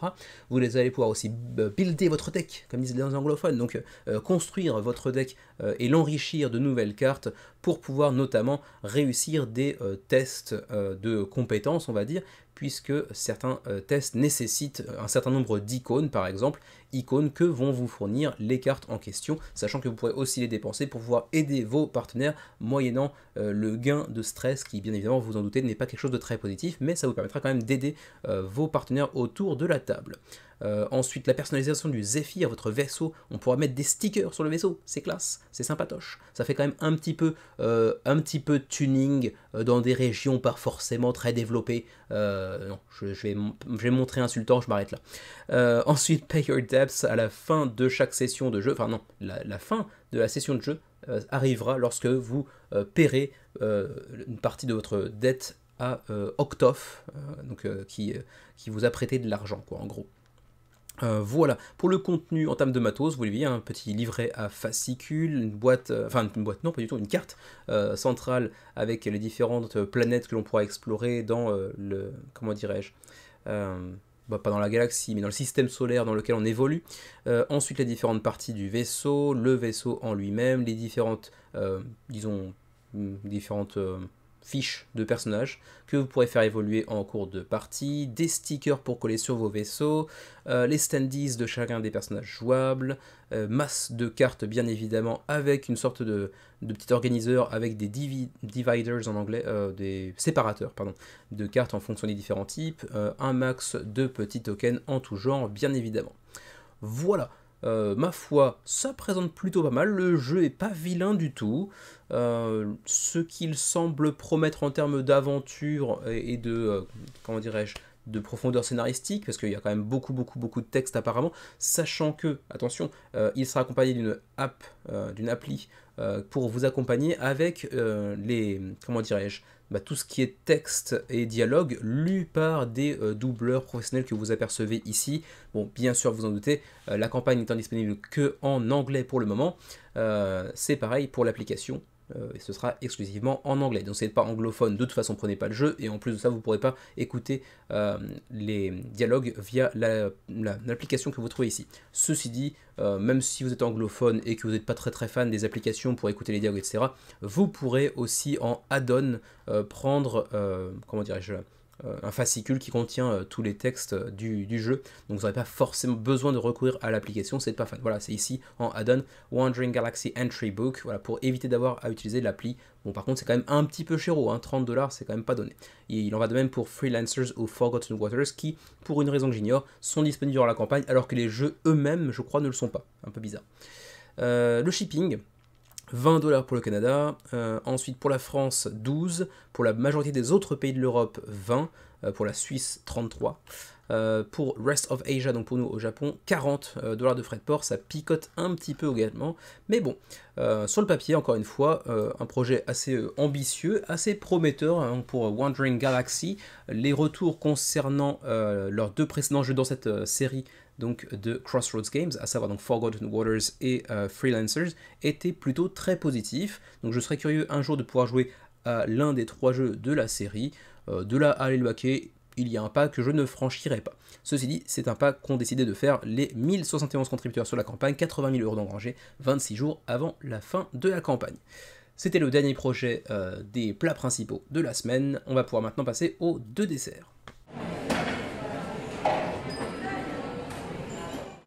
Alors vous le savez en général, les desserts, je passe environ 10, 15, parfois 20 minutes sur les desserts, parce que c'est les projets qui objectivement / subjectivement intéressent le plus, mais il m'arrive de faire des interventions sur des desserts très très courtes, et ce sera le cas ici pour DC Super Heroes United, nouveau projet de CMON, pour une raison qui est en fait... je pense que vous l'aurez déjà compris avant même que je l'énonce, mais le truc c'est que CMON, c'est quand même généralement, sans vouloir me montrer insultant ou vraiment trop péjoratif, c'est quand même assez redondant.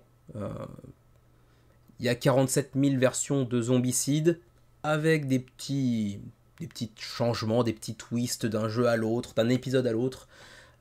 Il en va de même pour tout ce qui est United, puisque Simon n'en est pas à son coup d'essai dans cette série également, puisqu'on avait eu avant cela, est-ce que je vais les trouver du coup, il y a eu DC's qui est un petit peu différent, parce que du coup c'était un zombicide, mais je vais pas le retrouver, bien évidemment, parce que quand je le cherche, je ne le trouve pas. Mais avant DC Super Heroes United, il y avait déjà Marvel United, si mes souvenirs sont bons.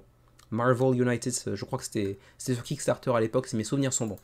Et du coup, on repart plus ou moins sur la même chose, mais avec des héros différents. Avec Marvel United, on avait déjà des super-héros en mode chibi, un petit peu mignonnet. Cette fois-ci, on quitte Marvel pour aller chez DC, donc chez le concurrent, avec Batman, avec le Joker, avec Superman ou avec Wonder Woman par exemple. Mais le fond de jeu, c'est un peu la même chose, quoi. On est sur un jeu jouable en solo comme en coopératif jusqu'à 5 joueurs pour des parties assez courtes vraisemblablement. 30 minutes, ça me semble un petit peu court. Est-ce que c'est vraiment ça? Bon, on va prendre ça pour argent comptant pour l'instant. 30 minutes par joueur, donc coopératif disais-je. Et vous allez incarner différents héros de DC cette fois-ci. J'imagine qu'il y aura peut-être aussi Robin par exemple, parce que là on n'en voit que 3 en soi. Et vous allez vous confronter à certains baddies, certains villains de ces univers de super-héros à la Marvel, à la DC, comme c'est le cas ici. Et pour le coup, c'est plus ou moins du Marvel United, mais avec DC, quoi. Donc vous avez un aspect de gestion de main, des héros asymétriques, mais très accessibles pour autant, parce que c'est un jeu familial, il ne faut pas l'oublier, hein, c'est marqué 14 ans et plus ici, mais en réalité, on est plutôt sur un jeu familial, et c'est peut-être aussi pour cette raison qu'ils ont choisi l'approche un petit peu chibi mignon des super-héros qu'on n'a pas forcément l'habitude de voir. Ça donne un style assez unique pour le coup, qui n'est pas déplaisant, mais bon, c'est relativement familial malgré tout. On voit aussi d'autres personnages ici, on a Aquaman, je crois, j'y connais que dalle en super-héros, désolé. Flash, bon, il est assez reconnaissable. Le reste, j'avoue que je sais pas, j'arrive pas à les reconnaître parce que je les connais vraiment pas du tout. Alors, le pledge de base qu'on voit ici, Super Friends Pledge, nom de pledge un peu étrange, 65 $, avec, on voit ici donc d'autres super-héros de la boîte de base, Zan, Jaina, Gleek, j'en connais aucun. Ensuite on a le Titans Pledge qui vient ajouter le même contenu que tout à l'heure qu'on a vu au-dessus, plus l'extension Teen Titans qui vient ajouter, j'imagine, des vilains comme Trigon, Raven, ça doit être un super-héros, Starfire, Robin, voilà, on voit Robin, Beast Boy, Deathstroke qui lui est un ennemi si je me souviens bien. Bref, de nouveaux personnages, que ce soit du côté des vilains comme des gentils. Power Girl, connais pas la moitié. Donc en gros vous avez les 2 pledges que vous voyez ici, hein, Super Friends à 65 et Titans avec l'extension pour 100 $ avec un peu plus de contenu. Vous avez également une extension en add-on qui est intitulée Metropolis, qui vient apparemment ajouter Supergirl ou encore Crypto ou Steel ou encore Jimmy Olsen qui est un journaliste si mes souvenirs sont bons. Mais également Doomsday ou Brainiac par exemple, et encore plus de lieux, des tokens de kryptonite, bref, encore plus de personnages, avec également Lois Lane que l'on voit ici. Vous avez aussi une pièce double face dans l'univers de Batman pour 5 $. Je ne sais pas très bien à quoi elle servira d'ailleurs. Et comme d'habitude avec Simon, masse de stretch goals qui vont bien évidemment, vous en doutez, ajouter de nouveaux personnages, que ce soit des personnages de héros ou des méchants, des baddies, des villains que l'on voit ici listés.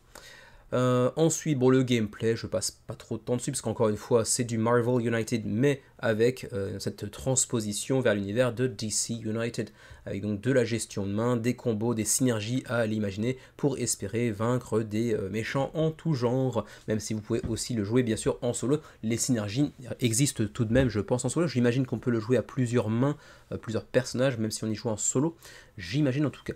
Voilà, ensuite, on peut passer assez rapidement. Vous avez un petit peu le détail de ce qu'il y a dans chacun des pledges, avec ici par exemple le core box, avec 6 figurines, plus celles qui vont venir s'ajouter dedans via les stretch goals, plus les cartes de héros qui vont avec, les cartes d'équipement. On voit ici Superman, Batman, Wonder Woman, The Flash, Cyborg, Aquaman, et donc les vilains avec le Joker, avec Darkseid, The Cheetah, Lex Luthor, etc. etc. Voilà, je ne vais pas passer trop de temps là-dessus, parce qu'encore une fois, c'est pas mal redondant avec ce qu'on avait déjà vu par le passé avec Marvel United. Durant la campagne, attention, d'ailleurs je ne l'ai pas encore mentionné, de toute façon il n'y aura pas le drapeau, donc vous aurez compris, mais il n'y a pas de VF durant la campagne. Bon après, c'est Simon, donc a priori, vous devriez pouvoir trouver une VF à terme, peut-être 1, 2, 3 ans après certainement, mais c'est Simon, je me fais pas trop de soucis pour les amateurs du genre, il y aura certainement une VF à terme, mais pas durant la campagne a priori. Ensuite, pour ce qui est des frais de port, Canada, 20 ou 23 en fonction du pledge, pour l'Union Européenne, 22-25, potentiellement pour nos amis suisses, 71-74, là c'est une dinguerie par contre. Ensuite, Asia, Japan, 42-46, alors que maintenant on a Simon Japan qui existe, donc on a théoriquement un hub potentiel au Japon, mais c'est pour les versions japonaises ceci dit. Donc bon. Voilà, ma foi c'est à peu près tout pour ce qui est de DC Super Heroes United, le nouveau projet de Simon, qui malgré tout, comme souvent avec Simon, se porte plutôt bien, soyons honnêtes, hein. 6649 contributeurs, 750 000 $ d'engrangés, 10 jours avant la fin de la campagne. Beaucoup d'éditeurs en rêveraient d'un tel résultat, mais soyons honnêtes, pour Simon, qui est plutôt habitué à faire une moyenne aux alentours de 15-20 000 contributeurs, c'est un début un petit peu mitigé. Voilà donc pour ce qui est de DC Super Heroes United. Et on termine cette semaine par 20 Strong Tanglewoods, le nouveau projet de Cheap Theory Games. Vous connaissez certainement 20 Strong si vous êtes amateur de jeux solo et que vous suivez l'actualité, puisque de toute façon il a déjà une VF grâce à Lucky Duck Games, donc on peut espérer qu'une VF sortira également pour cette nouvelle série de 20 Strong intitulée Tanglewoods. Mais pour l'instant, en tout cas, c'est pas le cas, pas dans la campagne, en tout cas. J'imagine qu'à terme, ça devrait être le cas, j'imagine en tout cas, mais on verra bien si ça se confirme ou non. Cette fois-ci, c'est une collaboration entre Cheap Theory Games, c'est la deuxième en réalité, collaboration entre Cheap Theory Games et Manny Tremblay, l'un des deux auteurs et l'illustrateur de Dice Throne, qui récemment, avec Cheap Theory Games, avait proposé sur GameFound également Wrath, qui était un jeu de contrôle de territoire avec un design extrêmement néon, très coloré. Ça plaisait ou pas du tout, hein. C'était vraiment assez clivant comme DA. Et du coup il nous revient cette fois-ci avec une direction artistique plus proche de ce qu'on a l'habitude de voir dans Dice Throne pour ce qui est des traits des personnages, avec 3 univers, donc 20 Strong, White, Red et Gold. Pour l'instant on est déjà à 4400 contributeurs pour un jeu exclusivement solo, c'est quand même très bien. 13 jours avant la fin de la campagne et déjà 514 000 $ d'engrangés, autrement dit il y en a de partout, sol, plafond, moquette, direction la grande ours. Ensuite, donc je l'ai dit, c'est pour un seul joueur, hein, c'est un mode solo, logique. C'est pour 45 minutes la partie, bon, même si ça peut être un peu plus court aussi si vous avez déjà joué à 20 Strong, donc le jeu, enfin les 3 jeux d'origine, les 3 variations du jeu d'origine. Ça peut aussi se terminer en 10 minutes, si ça se passe mal. Mais ça peut durer jusqu'à 45 minutes, 50 minutes même, si vous avez une chance de l'emporter. Cette fois-ci, comme de toute façon pour 20 Strong de manière générale, on est sur un jeu avec du placement de dés, de la gestion de dés on pourrait dire, dans lequel vous allez partir avec un personnage de votre choix parmi 3 ici, et vous allez devoir faire votre chemin jusqu'à un gros boss, et sur le chemin vous allez devoir affronter tout un tas de petits ennemis plus mignons les uns que les autres, parce que là on est quand même sur un univers complètement différent de ce qu'on avait l'habitude de voir dans 20 Strong. 20 Strong, on avait eu donc les sentinelles solaires, qui est quand même assez gore au niveau des monstres. On avait eu Hoplomachus Victorum avec un portage version 20 Strong, et puis on avait eu également Too Many Bones qui avait eu un portage 20 Strong. Là on est sur un truc bien plus fantasy, qui est un peu tiré des contes des frères Grimm par exemple, enfin en tout cas on est très clairement inspiré, on voit une sorte de petit chaperon rouge par exemple. Ensuite, voilà un petit aperçu de ce que ça peut donner sur la table. Alors, on peut entreapercevoir déjà quelques petits changements. On voit des cartes d'équipement, alors qu'avant, les monstres que vous vainquiez devenaient des équipements potentiellement. Là, vous avez des cartes exclusivement d'équipement, et vous avez aussi un petit aspect roguelite à la... comment ça s'appelle déjà ce jeu vidéo qui avait eu un portage ensuite en jeu de société. Pourtant, j'y ai passé pas le temps. Attendez, il doit être quelque part dans mon PC parce que il fut un temps, j'y jouais pas mal. Alors, je vais vous retrouver ça. Slay the Spire, voilà. Ça ressemble un petit peu ici, pour ce qui est du parcours, à du Slay the Spire. J'imagine que c'est les différents chemins que vous pouvez suivre. Donc parfois, vous devrez vous confronter à des adversaires. Parfois, vous aurez des opportunités d'obtenir du matos. Parfois, de faire des rencontres particulières, comme on voit ici les 3 petits cochons, par exemple. Donc on voit quand même qu'il y a pas mal de petits renouveaux, de petites modifications au gameplay d'origine de 20 Strong, et en même temps c'est un petit peu le principe, 20 Strong n'est qu'un, un squelette de base propre à des variations, enfin sujet à variation en fonction des différents épisodes qui sortiront. Donc bien sûr qu'il y aura du renouveau d'un épisode à l'autre, mais là clairement on a déjà un pas, j'allais dire un pas en avant, mais en tout cas un pas de côté par rapport aux 3 versions qu'on avait vues précédemment. Aussi, bon, sachez-le, il y aura une nouvelle usine en charge de la fabrication de 20 Strong, puisqu'il y avait pas mal de gens qui avaient été déçus, ou échaudés, ou surpris, ou désagréablement étonnés par l'odeur des dés dans 20 Strong. C'est vrai que ça avait une odeur très particulière, qui moi, pour le coup, me dérangeait pas. Il y a certaines odeurs comme ça, l'odeur de l'essence par exemple, je déteste pas non plus, c'est assez bizarre, l'odeur des feutres. Il y a des gens qui aiment bien ça, ce que je peux comprendre aussi, et du coup, les dés me dérangeaient pas, mais c'est vrai que ça avait une odeur assez particulière pour le coup. Alors donc, 20 Strong, pour rappel, c'est toujours la qualité de production fidèle à Cheap Theory Games, puisqu'on a des cartes en PVC, donc pas besoin de sleeve, de protège-cartes, et puis surtout des cartes que vous pouvez plier, que vous pouvez mettre dans la flotte, ça ne risque rien. Ensuite, les dés marbrés, toujours très très jolis. Dans chacune des boîtes, vous aurez un personnage. Ici, on a Tanglewood Red avec une sorte de petit chaperon rouge. On aura aussi ce petit jeton aimanté pour servir de tracker à différentes choses. Ensuite, petit résumé des épisodes sortis jusqu'à présent. On avait donc Solar Sentinels, Too Many Bones, Hoplomachus Victorum, et donc maintenant les 3 nouveaux épisodes, White, Gold, Red, et puis en 2025 on aura le portage de Cloudspire, autre jeu de Cheap Theory Games, sur format 20 Strong. Ça fait donc des jeux très petits, vous voyez que la boîte est vraiment minuscule, je l'ai derrière moi. J'y ai joué pour l'instant que 2 fois, mais c'est vrai que c'était une expérience assez sympatoche à renouveler, même si je pense que j'y jouerai pas très très souvent, parce que c'est un petit jeu solo, mais qui est un poil long pour ce qu'il est, je trouve, même si c'est quand même agréable comme expérience. Mais en tout cas, c'est très très bien pensé, en dehors de tous les créateurs de contenu qu'on voit ici sont assez dithyrambiques. En même temps, on met toujours les commentaires dithyrambiques en avant, c'est assez logique, assez légitime, même si ça peut poser des questions, bien évidemment. Le how to play, je pense que vous connaissez désormais un petit peu comment ça se passe, mais on voit ici certains éléments nouveaux qui sont mis en avant durant la campagne, comme justement cette progression d'un palier à l'autre, qui n'était pas présent dans 20 Strong d'origine. Ensuite, les combats avec donc les 20 dés que vous pourrez agencer sur les différents ennemis pour espérer les vaincre. Money Talks, parce que oui, cette fois-ci on aura des compteurs donc de tunas qui nous permettront, les tunas nous permettront d'aller choper des cartes d'équipement ou des cartes d'alliés, on va dire. qui nous permettront ensuite donc de progresser plus avant dans la campagne de manière plus efficace, on va dire. Ensuite, pour ce qui est des livrets de règles, vous avez ici la version de base de 20 Strong, donc qui est contenue également dans la version d'origine, qui est disponible chez Lucky Duck Games. Et ensuite, vous avez pour chaque épisode un petit livret supplémentaire qui vient vous expliquer les petits ajouts, les petites modifications de l'épisode en question. Mais le set de règles de base est le même pour tous les épisodes. Ensuite, donc, petit point sur chacun des decks. Ici, on a donc le Red avec les petits chaperons rouges, avec The Big Bad Wolf, donc le grand méchant loup que vous voyez ici. Ensuite, on a Gold, où là, je ne sais pas exactement à qui ça correspond en termes de compte. The Gold Woods, avec des cartes un petit peu différentes. The Three Bears, les trois ours. Je sais pas à quel compte ça correspond. Et ensuite, White, j'imagine que c'est Blanche-Neige.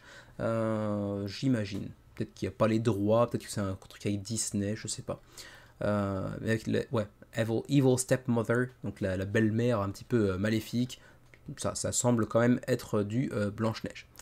Voilà. Ensuite, il y a même une extension avec Baba Yaga, éventuellement, pour ceux que ça pourrait intéresser. Avec un personnage qui ressemble un petit peu à Manny Tremblay, enfin en tout cas au barbare de Dice Throne, qui lui-même est un petit peu à l'image un petit peu de Manny Tremblay.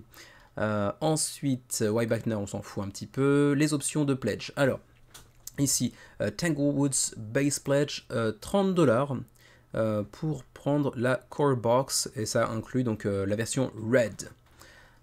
Ensuite, vous pourrez prendre le Complete Bundle, donc c'est tout ce qui est sorti jusqu'à présent, plus la nouveauté, autrement dit Victorum, Too Many Bones et Solar Sentinels, plus Red, Gold et White. Donc la totale, $130. Bon, la qualité de matos est là, mais ça fait quand même cher pour un jeu solo, même si du coup c'est plusieurs jeux solo en un seul, mais bon, c'est quand même un set de règles de base qui est identique, donc ça fait quand même un petit peu cher. Ensuite, bon, vous en doutez bien, c'est trop tard, hein, mais pour ceux qui ont l'habitude du mini crowdfunding et de manière plus générale du financement participatif, CTG, donc Cheap Theory Games, propose toujours un Pledge Strategist à seulement 10, 12, 15, 20 contributeurs. Les plus rapides pledge $750, mais ils peuvent recevoir la totalité des jeux à venir de Cheap Theory Games pour toujours en fait, en tout cas le jeu de base, et c'est déjà quand même pas mal. C'est rentabilisé généralement après je sais pas, 5-6 campagnes, quoi, quelque chose comme ça. Après, il faut voir, parce que maintenant, c'est vrai que Cheap Theory Games c'est pas mal diversifié récemment avec des jeux parfois plus accessibles. Là, c'est vraiment typiquement le cas avec 20 Strong, c'était déjà le cas avec Wrath aussi. Donc, avant, ça pouvait être plus facilement rentable parce que les jeux coûtaient plus cher, c'était souvent des très très gros jeux comme Cloudspire, Too Many Bones, etc. Là, ils ont aussi des jeux plus petits, donc pour rentabiliser, ça prendra peut-être un petit peu plus de temps.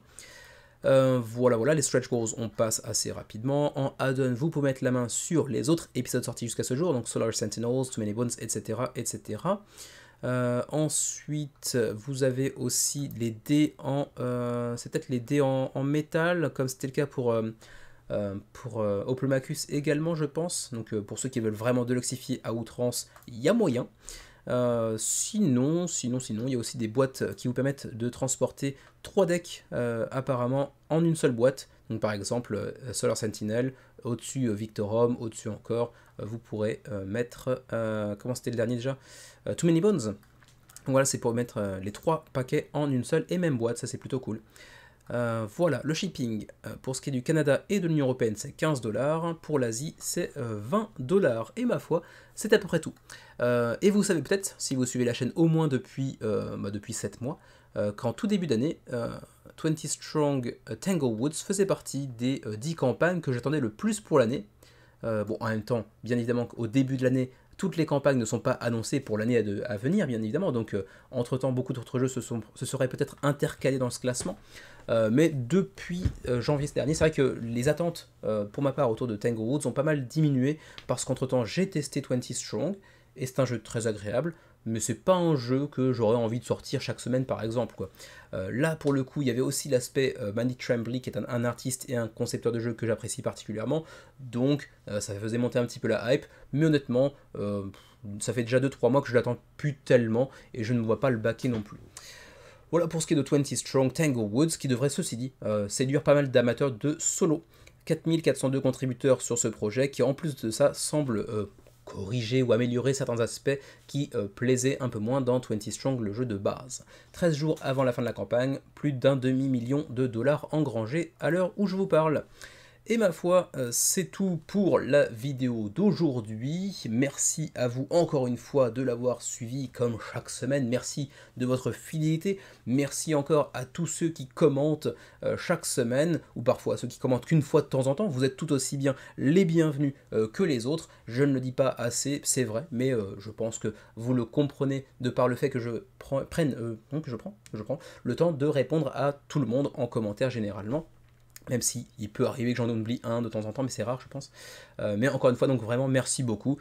C'est toujours un grand plaisir de pouvoir communiquer, de pouvoir échanger avec vous sur notre passion via les commentaires. Donc n'hésitez pas à lécher, non pas du tout. Non, censuré. Voilà, YouTube money out. Cancel. Je fais une pause histoire de vous laisser digérer ce petit dérapage incontrôlé, tout droit, dans les graviers, comme on disait à l'ancienne, dans les greniers de l'info. De laisser un petit like sur la vidéo et éventuellement un petit commentaire, c'est en fait encore plus agréable qu'un simple like, mais à défaut, moi-même je le sais, je commente très rarement sur YouTube, donc un like ça fait quand même toujours très plaisir, bien évidemment. Sur ce, portez-vous bien, jouez bien, prenez soin de vous et de vos proches, c'est bien évidemment le plus important. Et puis également, j'enregistre là le 12 et le 13, mais lorsque la vidéo sortira, ce sera le 14. Donc si vous regardez le 14, joyeuse fête nationale quand même. Et vive la France, vive ce qu'il en reste. Et puis à très bientôt, à la prochaine.